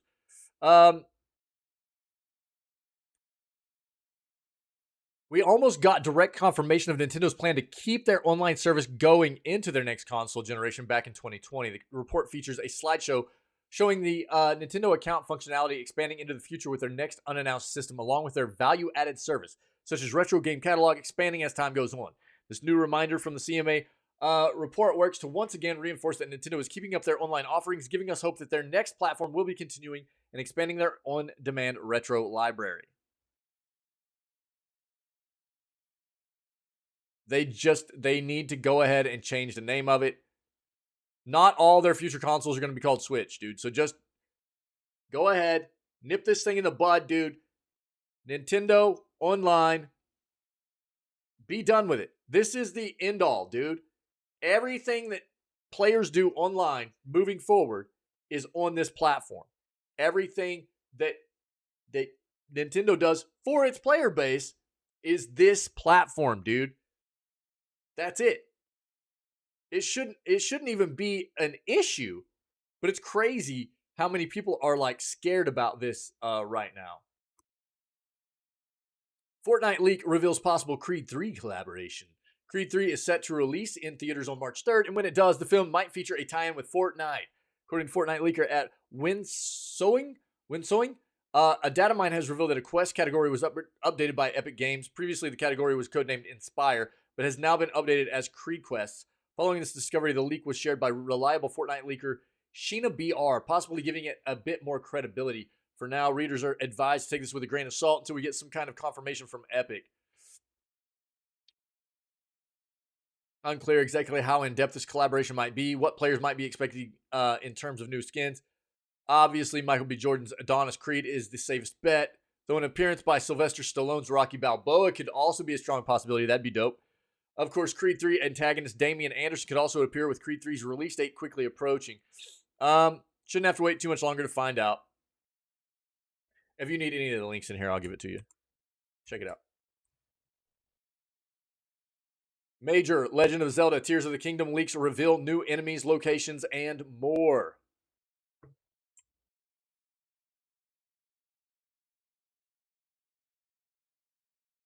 Okay. A new leak for Legend of Zelda Tears of the Kingdom gives away some potential plot details for the upcoming sequel, as well as including first looks for many new characters, areas, and new enemies. I don't want to see a lot about this game. I don't want to be spoiled. Yeah, Tears of the Kingdom, most anticipated game, one of the most anticipated games of this year. While Nintendo does typically a very good job of keeping their upcoming games under wraps, maintaining secrecy ahead of the release, Tears of the Kingdom leaks are going viral. Spoilers result from images from the sequel's art book being made public ahead of its release. Sadly, been studying those trailers more than I should have. Yeah, there's some leaks. I don't want to look at that.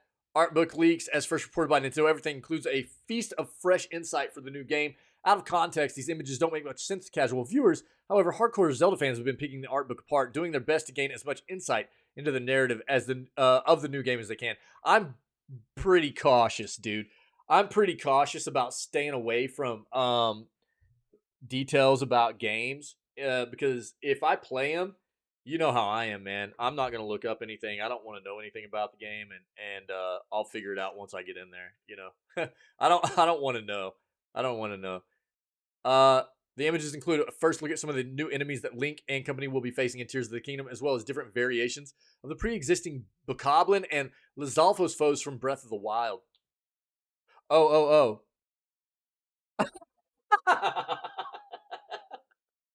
My bad, dude. Yeah, for sure.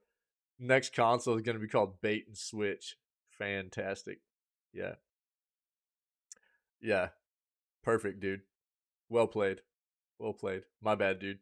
The images also include designs for other characters, some of which appear to be completely new for the sequel. Images include designs for the new Sheikah characters, as well as some stylish and interesting looking Hylian. However, it is unclear what role they will play in the sequel. In Breath of the Wild, the Sheikah were largely found within Kakariko Village, with series regular Impa aiding Link on this quest. Yeah, I don't want to see that. As well as this, new locations, including what appear to be temples or at the very least areas of importance, are featured and included throughout the art book. One particular image shows Link aboard a ship that bears a strong resemblance to the dungeon found with Skyward Sword.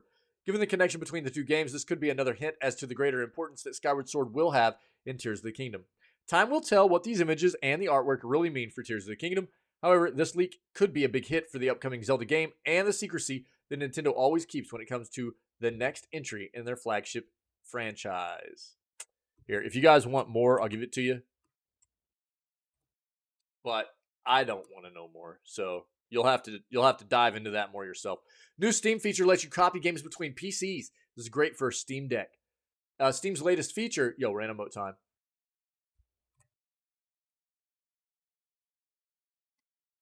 Where's Wick at? Wick said he was winning today, man. Wick, where you at, dog?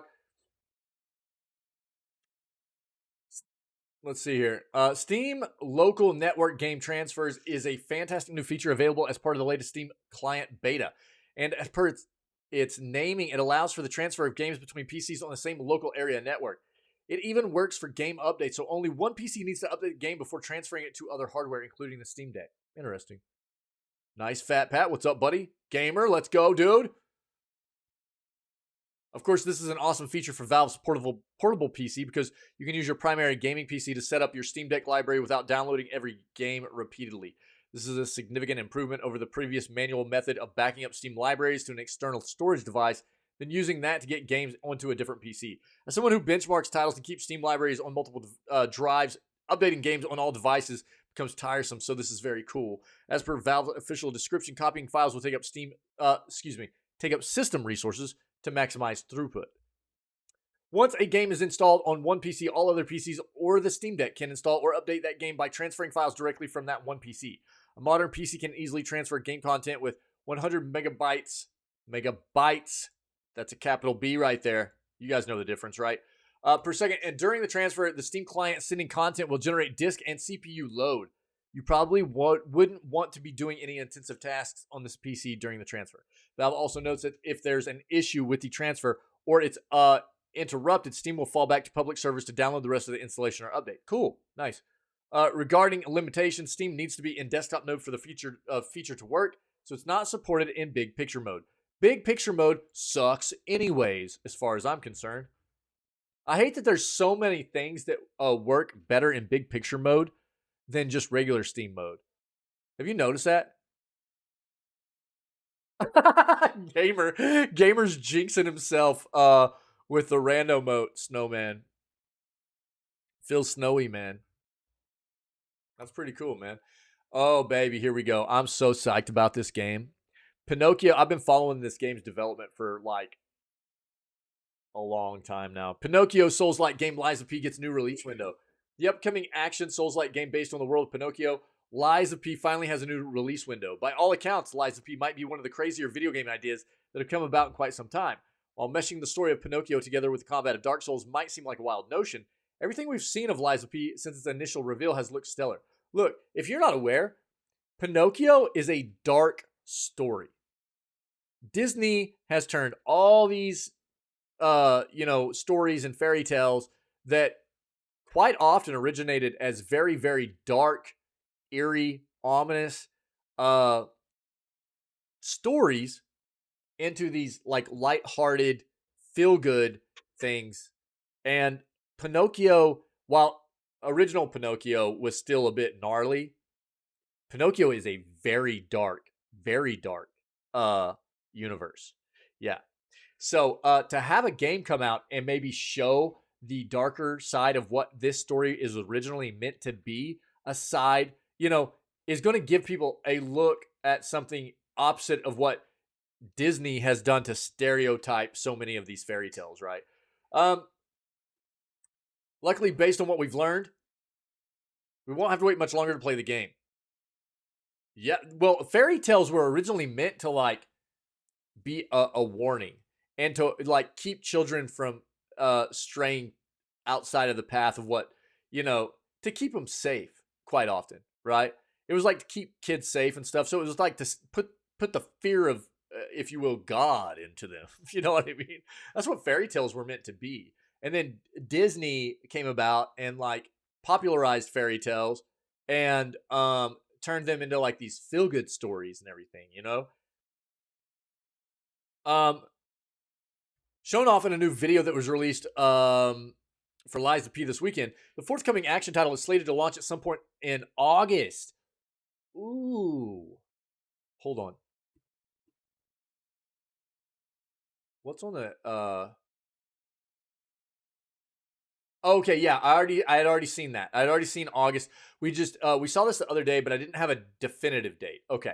So, I do have Lies of P on our schedule right now for August with Fallout New Vegas. We had Fallout New Vegas put on the schedule for both August and September, both months. Because Fallout New Vegas, I've never played. I need to play it. I know that. I'm sorry.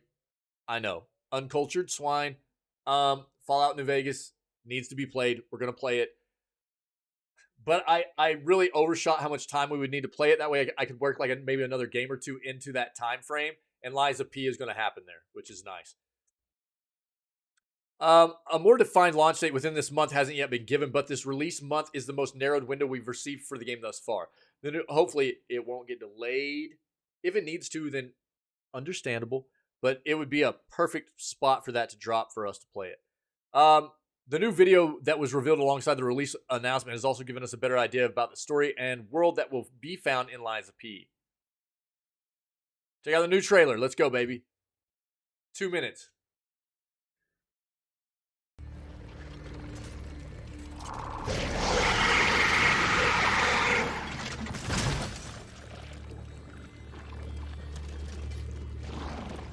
A fool craves acceptance, and I am no fool.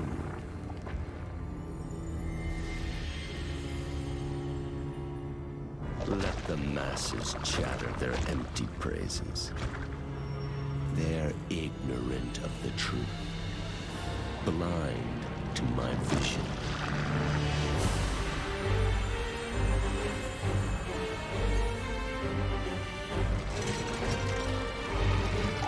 Cthulhu!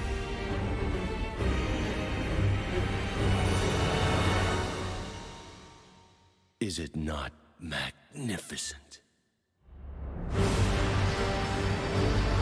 This blessing for those who dare seize it. This key to a new paradigm, a new world. This moment to silence the fools forever. This is Ergo.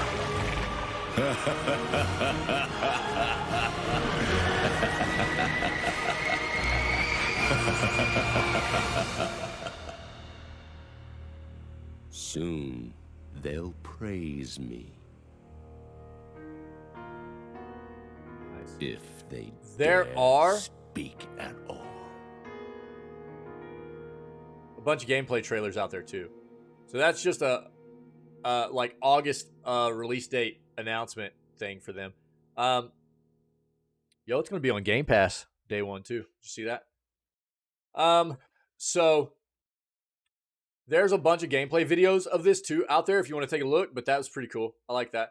That's a new one I hadn't seen. When Lies of P does launch this August, it'll be coming to PS5, PS4, Xbox Series X, One, and PC. Additionally, those that subscribe to Game Pass will be able to check out the title on the first day of its arrival.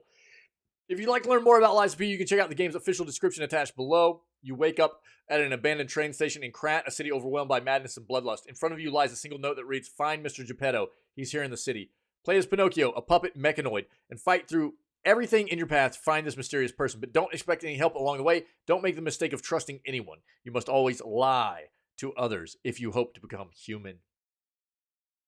Inspired by the familiar story of Pinocchio, Lies of P is an action Souls-like game set in a cruel, dark, Belle Epoque world of all of humanity is lost in a once beautiful city that has now become a living hell filled with unspeakable horrors. Lies of P offers an elegant world filled with tension, a deep combat system, and gripping story. Guide Pinocchio and experience his unrelenting journey to become human.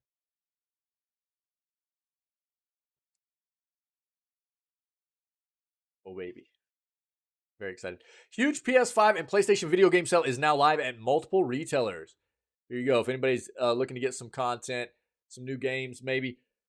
Good news, gamers. PlayStation has currently got a massive sale on a great selection of first-party titles, including the likes of The Last of Us Part 1, Horizon Forbidden West, Ghost of Tsushima, and plenty more as well. Comes at a perfect time since PS5 consoles are now regularly available for the first time since their release 2.5 years ago. So there will be plenty of us now looking to fill our PlayStation backlog with even more amazing games. Sale is available across multiple retailers in the US, including Amazon, Best Buy, and PlayStation Store. If it's happening on Amazon in the US, it could potentially be happening on Amazon at many other locations in the world, okay? PS5 game sale right now. Last of Us Part 1 is $50. Part 2 down to $10. You can see Horizon Forbidden West is $30. Ghost of Tsushima Director's Cut $30. Last of Us Part 2 $10. There's Last of Us Part 1 because this is the remake.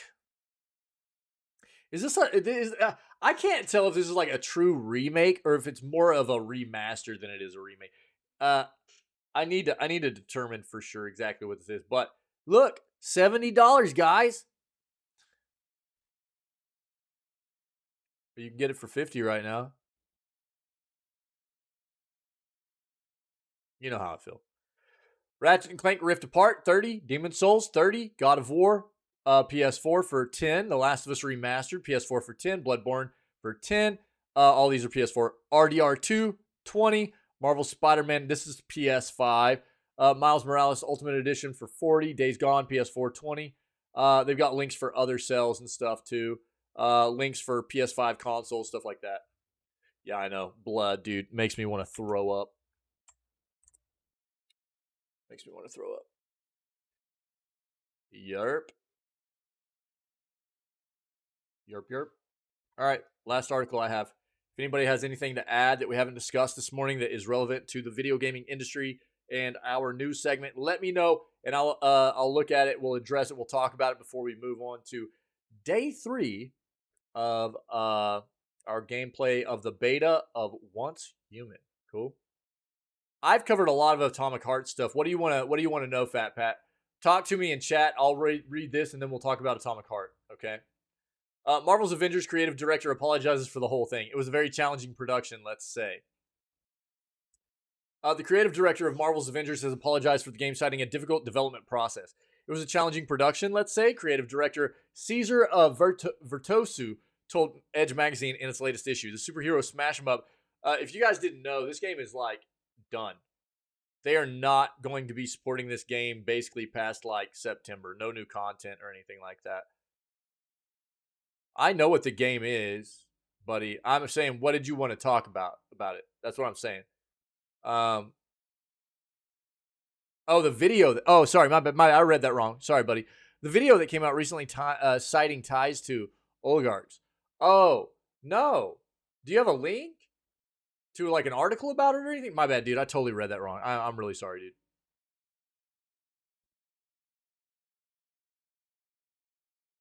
No, I haven't heard anything about that. Interesting. I'll see if I can pull it up. If you don't have the link, I'll pull something up. I apologize, dude. I read that so wrong. The superhero Smash 'em Up, which is scheduled to have a dev support cut this year, is known to have hit its fair share of snags after profits fell short of recouping development costs following disappointing sales. Despite its competent solo campaign mode, the game suffered for its murky identity and glutted loot-based systems and ultimately failed to impress. Tons of monetization within it.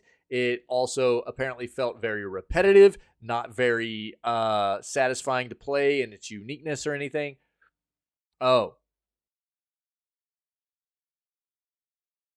okay, yeah. I haven't seen much on that front. Just saying, we'll talk about it after I finish this, okay?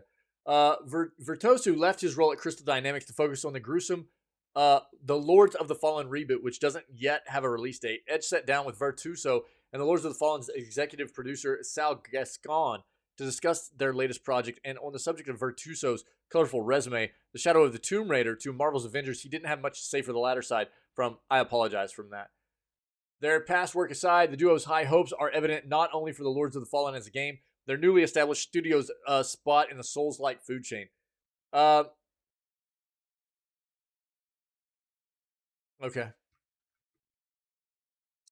Yeah. It was pretty bad.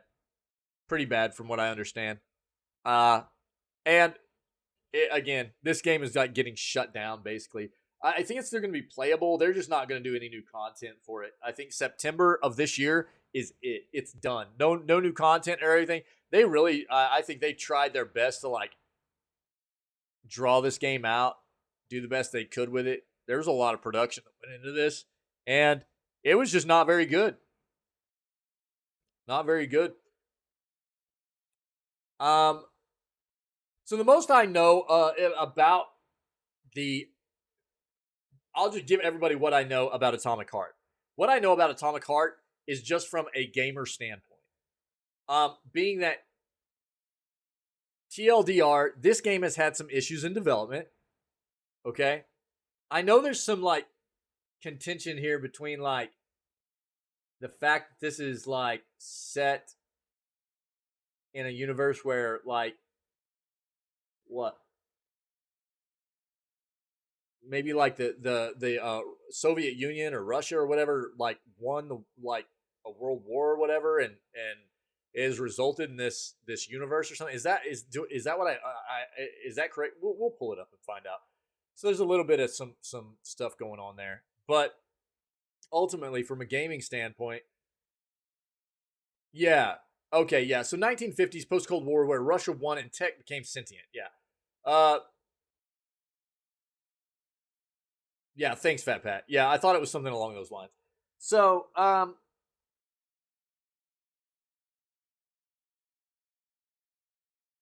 would say, to an extent, I would just, prompt people to be understanding of the fact that, quite often, almost always actually in the gaming world, you know, we're not playing games based on reality. We play games based on fictional universes. Quite often they're just wholly made up, and you know there might be a big part of this that people are maybe taking out of context because this is obviously fictional, right? I mean it's something that is absolutely uh a like it's just a premise for a game that got brought, but we'll look into maybe what people are saying about what this means, or why people are having an issue with, you know, the context of the setting around the narrative of the game and stuff like that. See what's going on here because I haven't heard much about it. But I mean, games are obviously something that are always created around um, just an experience of quite often obtuse things. I mean, you know, far fetched ideas that give us something other than what we deal with on a day to day basis, and you know, just give us something different to dive into and get some enjoyment and entertainment out of. Sometimes it can be dark, sometimes it can be thrilling, sometimes it can be funny. You know, there's a wide variety, but that's why we like gaming, right? It gives us something different than day to day. It gives us an alternate fake experience to dive into, but we want that immersion of the fake experience, and so maybe sometimes people take it a little bit, you know, they try to make more out of it than maybe it is, but we'll see what we can find. Okay, with the what I can tell everybody, what I know about the game, just as far as a being a gamer and doing the news all the time and stuff like that. Atomic Heart. This is my advice for people. This game has had issues through development, glaring issues that were multiple delays, things like that. Where I've seen gameplay that looks pretty cool, um, but developers are always going to show you what they want you to see, right? We've seen that all too often. Developers always show you what they want you to see, and I would be weary of this one. Um, I've already seen a little bit of some writing, some review stuff about people that have gotten a little bit of an early taste of the game, and they weren't super impressed, just content wise. Not a ton, and just because one or like one review didn't like it doesn't mean other people won't like it. You know, so let's keep that in mind as well. But I'm I've seen things about this game through the development process that leads me to be weary of diving into it in a pre-order fashion or even day one. Unless you're playing it on a subscription service, which it will be on Game Pass, I would say definitely give this game a few days before you decide to buy into it. And look at reviews, especially on the platform for which you're thinking about playing it and buying it, before you decide whether you want to spend your money on it or not. Because I feel like there's the potential for this game to maybe not perform well and maybe not just be all that fun content wise. But that's my advice.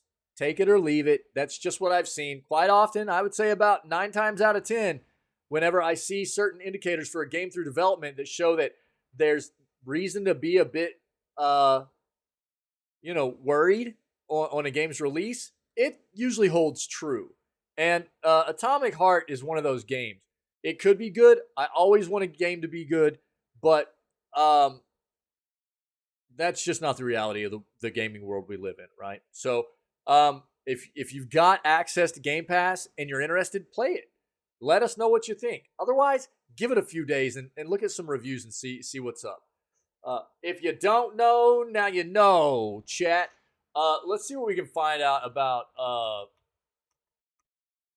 Let's see, Atomic Heart and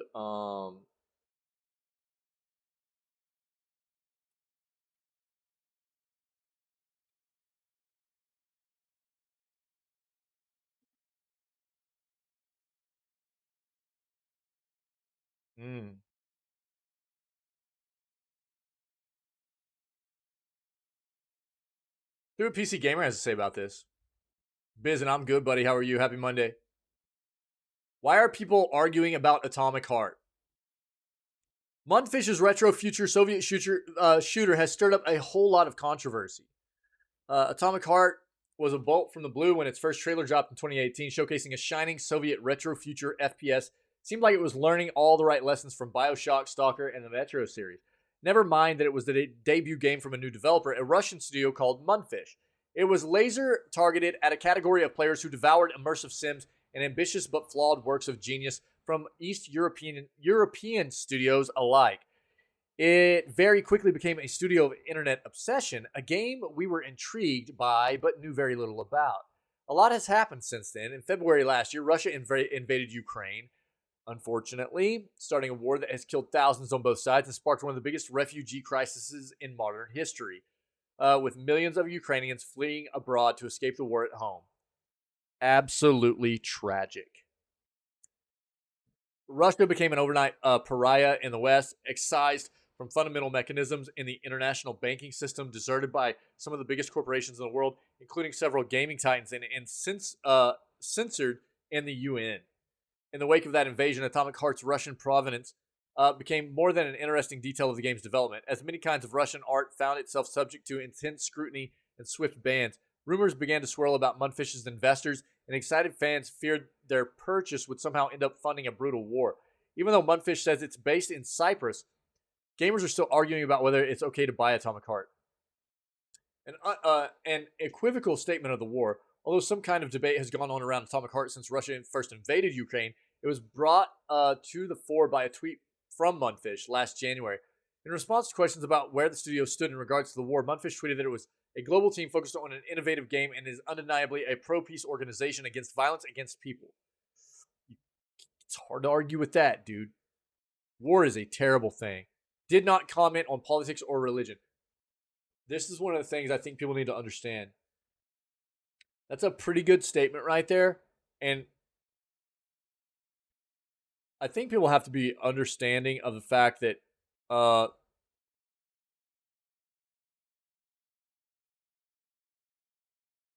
citizens of Russia, corporations in Russia, it is not a country like the US. You know, it's not a country like a lot of other countries in the world. And it is,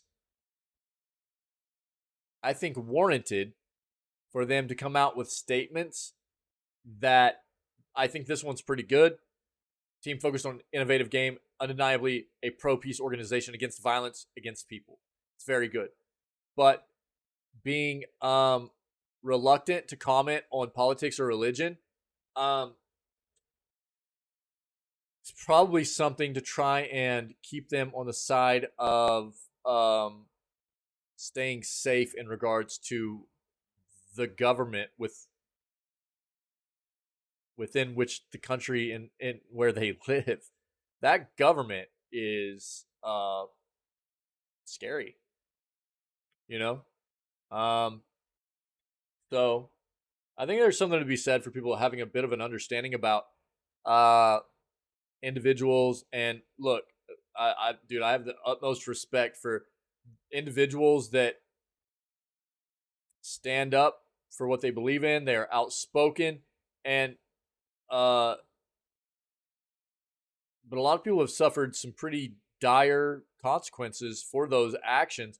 Not that it's not needed. I'm not saying it's not needed, but a lot of times, you know, maybe from the point of like a company making these kinds of comments and not taking a specific stance on going, saying specifically Russia is wrong or something like that, is maybe a point to like protect the members of their workforce from any kind of backlash from their government, things like that. I think there's something to be said for just trying to be a little bit understanding about maybe the situation they find themselves in here. It also tweeted that it didn't condone contributors or spammers with offensive, hateful, discriminatory, violent, or threatening language or content, and indeed has been criticized for blocking users that ask about its position on the war. Again, I think Um,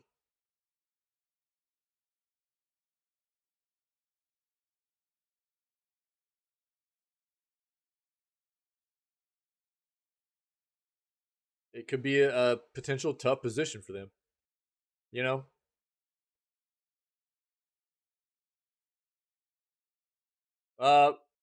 we've noted questions surrounding where we at Munfish stand. We want to assure you that Munfish is a developer and studio with a global team focused on an innovative game and undeniably a pro-peace organization.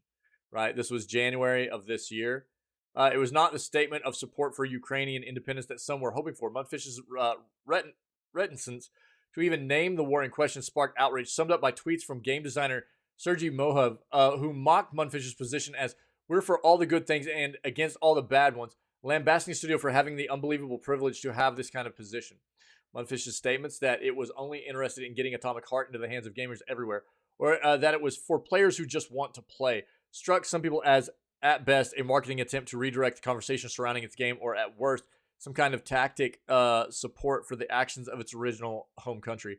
A video from a Ukrainian YouTuber titled "Please Don't Buy Atomic Heart," which has managed to accrue nearly 2 million views in just over a week, highlighted the absurdity of a game based around its an alt history USSR, claiming it doesn't comment on politics, calling it absolute nonsense, and one step away from the hype of gamers who say, "I don't like politics in my video games," and then immediately open up Fallout.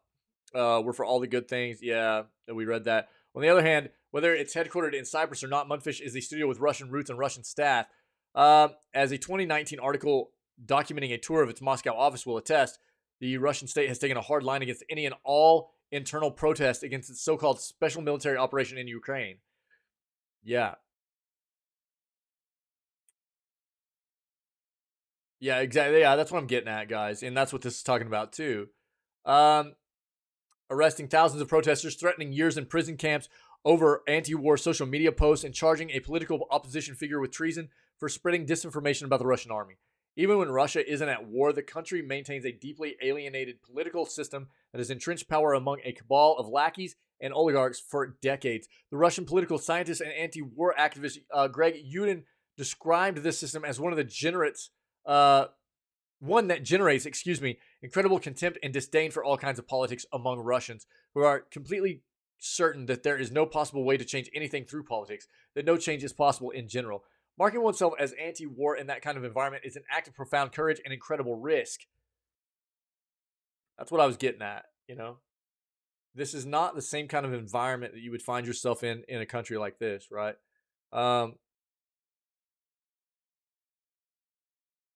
So it could be that Munfish's tweet was an ungraceful attempt to thread a political needle without jeopardizing itself, its staff, or those associated with either. I've reached out to the studio to ask about its statement on the war, and I'll update this section if I hear back. I mean, it's exactly got into talking exactly what I was worried about. You know, I think you guys, a lot of people are going to be quick to go, well, you guys just didn't say that you're against the war. It's not. Everything's not that black and white. People want to act like the world is just everything's just black and white all the time. That's not the way it is. It's the same thing with all this crap about Hogwarts Legacy and all these people saying that, well, if you play Hogwarts Legacy, you're a trans hater. Dude, that is not even close to true. That is, everybody tries to make things so black and white, and it's, you know, nobody wants to think critically about things and take a dive into what the potential reasons are, you know, for things not being actually black and white, and there being a lot of gray area in things, and being understanding about what the situation might entail. You know, it's like, oh, well, you didn't say that you're against the war. You are supporting Russia. Don't buy this game because all the proceeds are going to supporting the war. It's like, dude, what? I mean, come on, man. That's a little bit far-fetched, I think.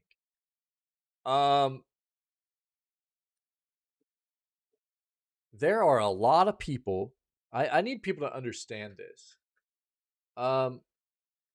There are a lot of people in Russia that are against this war, that are scared to death to say anything about it. There are a lot of people that are part of Russia's military that are against this war that can literally, I mean, it's it's a bad situation, man, you know? So I think people need to be a little bit less quick to judge. And I mean, if that is in fact the case, that proceeds from this game are going to fund the war or something like that, then, you know, that is an absolute shame. And that's terrible. But we're talking about, you know, a game that's been in development since 2018. It's like, dude, you know, are we talking about like they started developing this game in 2018? They knew that it was going to drop at a time when they would need to support a war against Ukraine or something. Like, I mean, you know, aside from the fact that people just need to be a bit more critical thinkers about what situations like this entail for people in areas that are governed by powers that are not the norm for you, right? So I think that my thought process here is exactly what I was talking about whenever I started reading this, before I even got to what they talked about, which was kind of backing up my thoughts, is that they're probably trying to protect their employees in not making any kind of dedicated statement against the war, because that can put them in a very, very bad spot with the Russian government. That would be that's my ultimate thinking here. It sucks that people are put in that spot, that they can't have free speech about, you know, things like that. But it's the world we live in. So I don't know. I think I have serious doubts that anybody that buys Atomic Heart is going to be contributing money to Russia's government for the war. That's my thought here. But I do have significant reservations about how good this game will be on release, be it performance-wise or content-wise, just because of some of the things I've seen in development. So if you can play it on Game Pass, play it on Game Pass. Otherwise, wait a few days. Wait half a week to a week. See what reviews are saying on the platform you're going to play it on before you decide whether you want to spend money on the game or not. All right?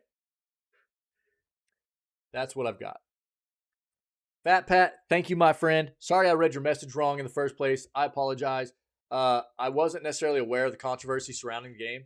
I had caught just a tidbit at some point, but I didn't really, not enough to make me realize I needed to dive into it. So I appreciate it, buddy.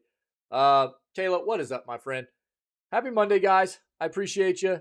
We will be working our way into day 3 of the beta for Once Human, man. It should be good stuff. We're gonna have a good day. We're getting our base built up, and yeah, I don't know. We'll keep making a list of things that we find good and bad in the game. We'll provide, that way we can provide some good, nice feedback to the devs for being so kind as to let us have a beta key, man. Yeah. Yo, you're giving me one of your birthday gifts? Sick, dude.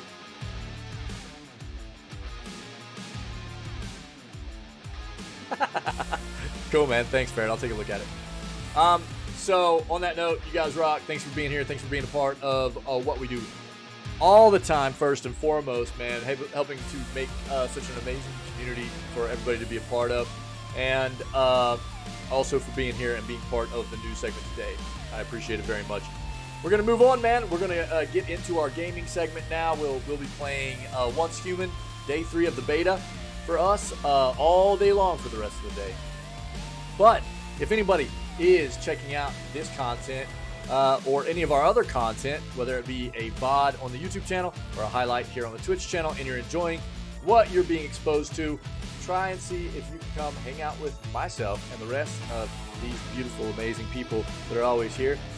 Whenever we go live at 6 a.m. CST every single day, we start all of our streams off with video gaming news before we dive into whatever gaming content we have planned and lined up for the rest of the day, okay? Other than that, stay healthy, stay safe, be kind to one another, and I will catch everybody tomorrow for February 21st edition of Video Gaming News and what will be day 4 of Once Humans Beta. Cool?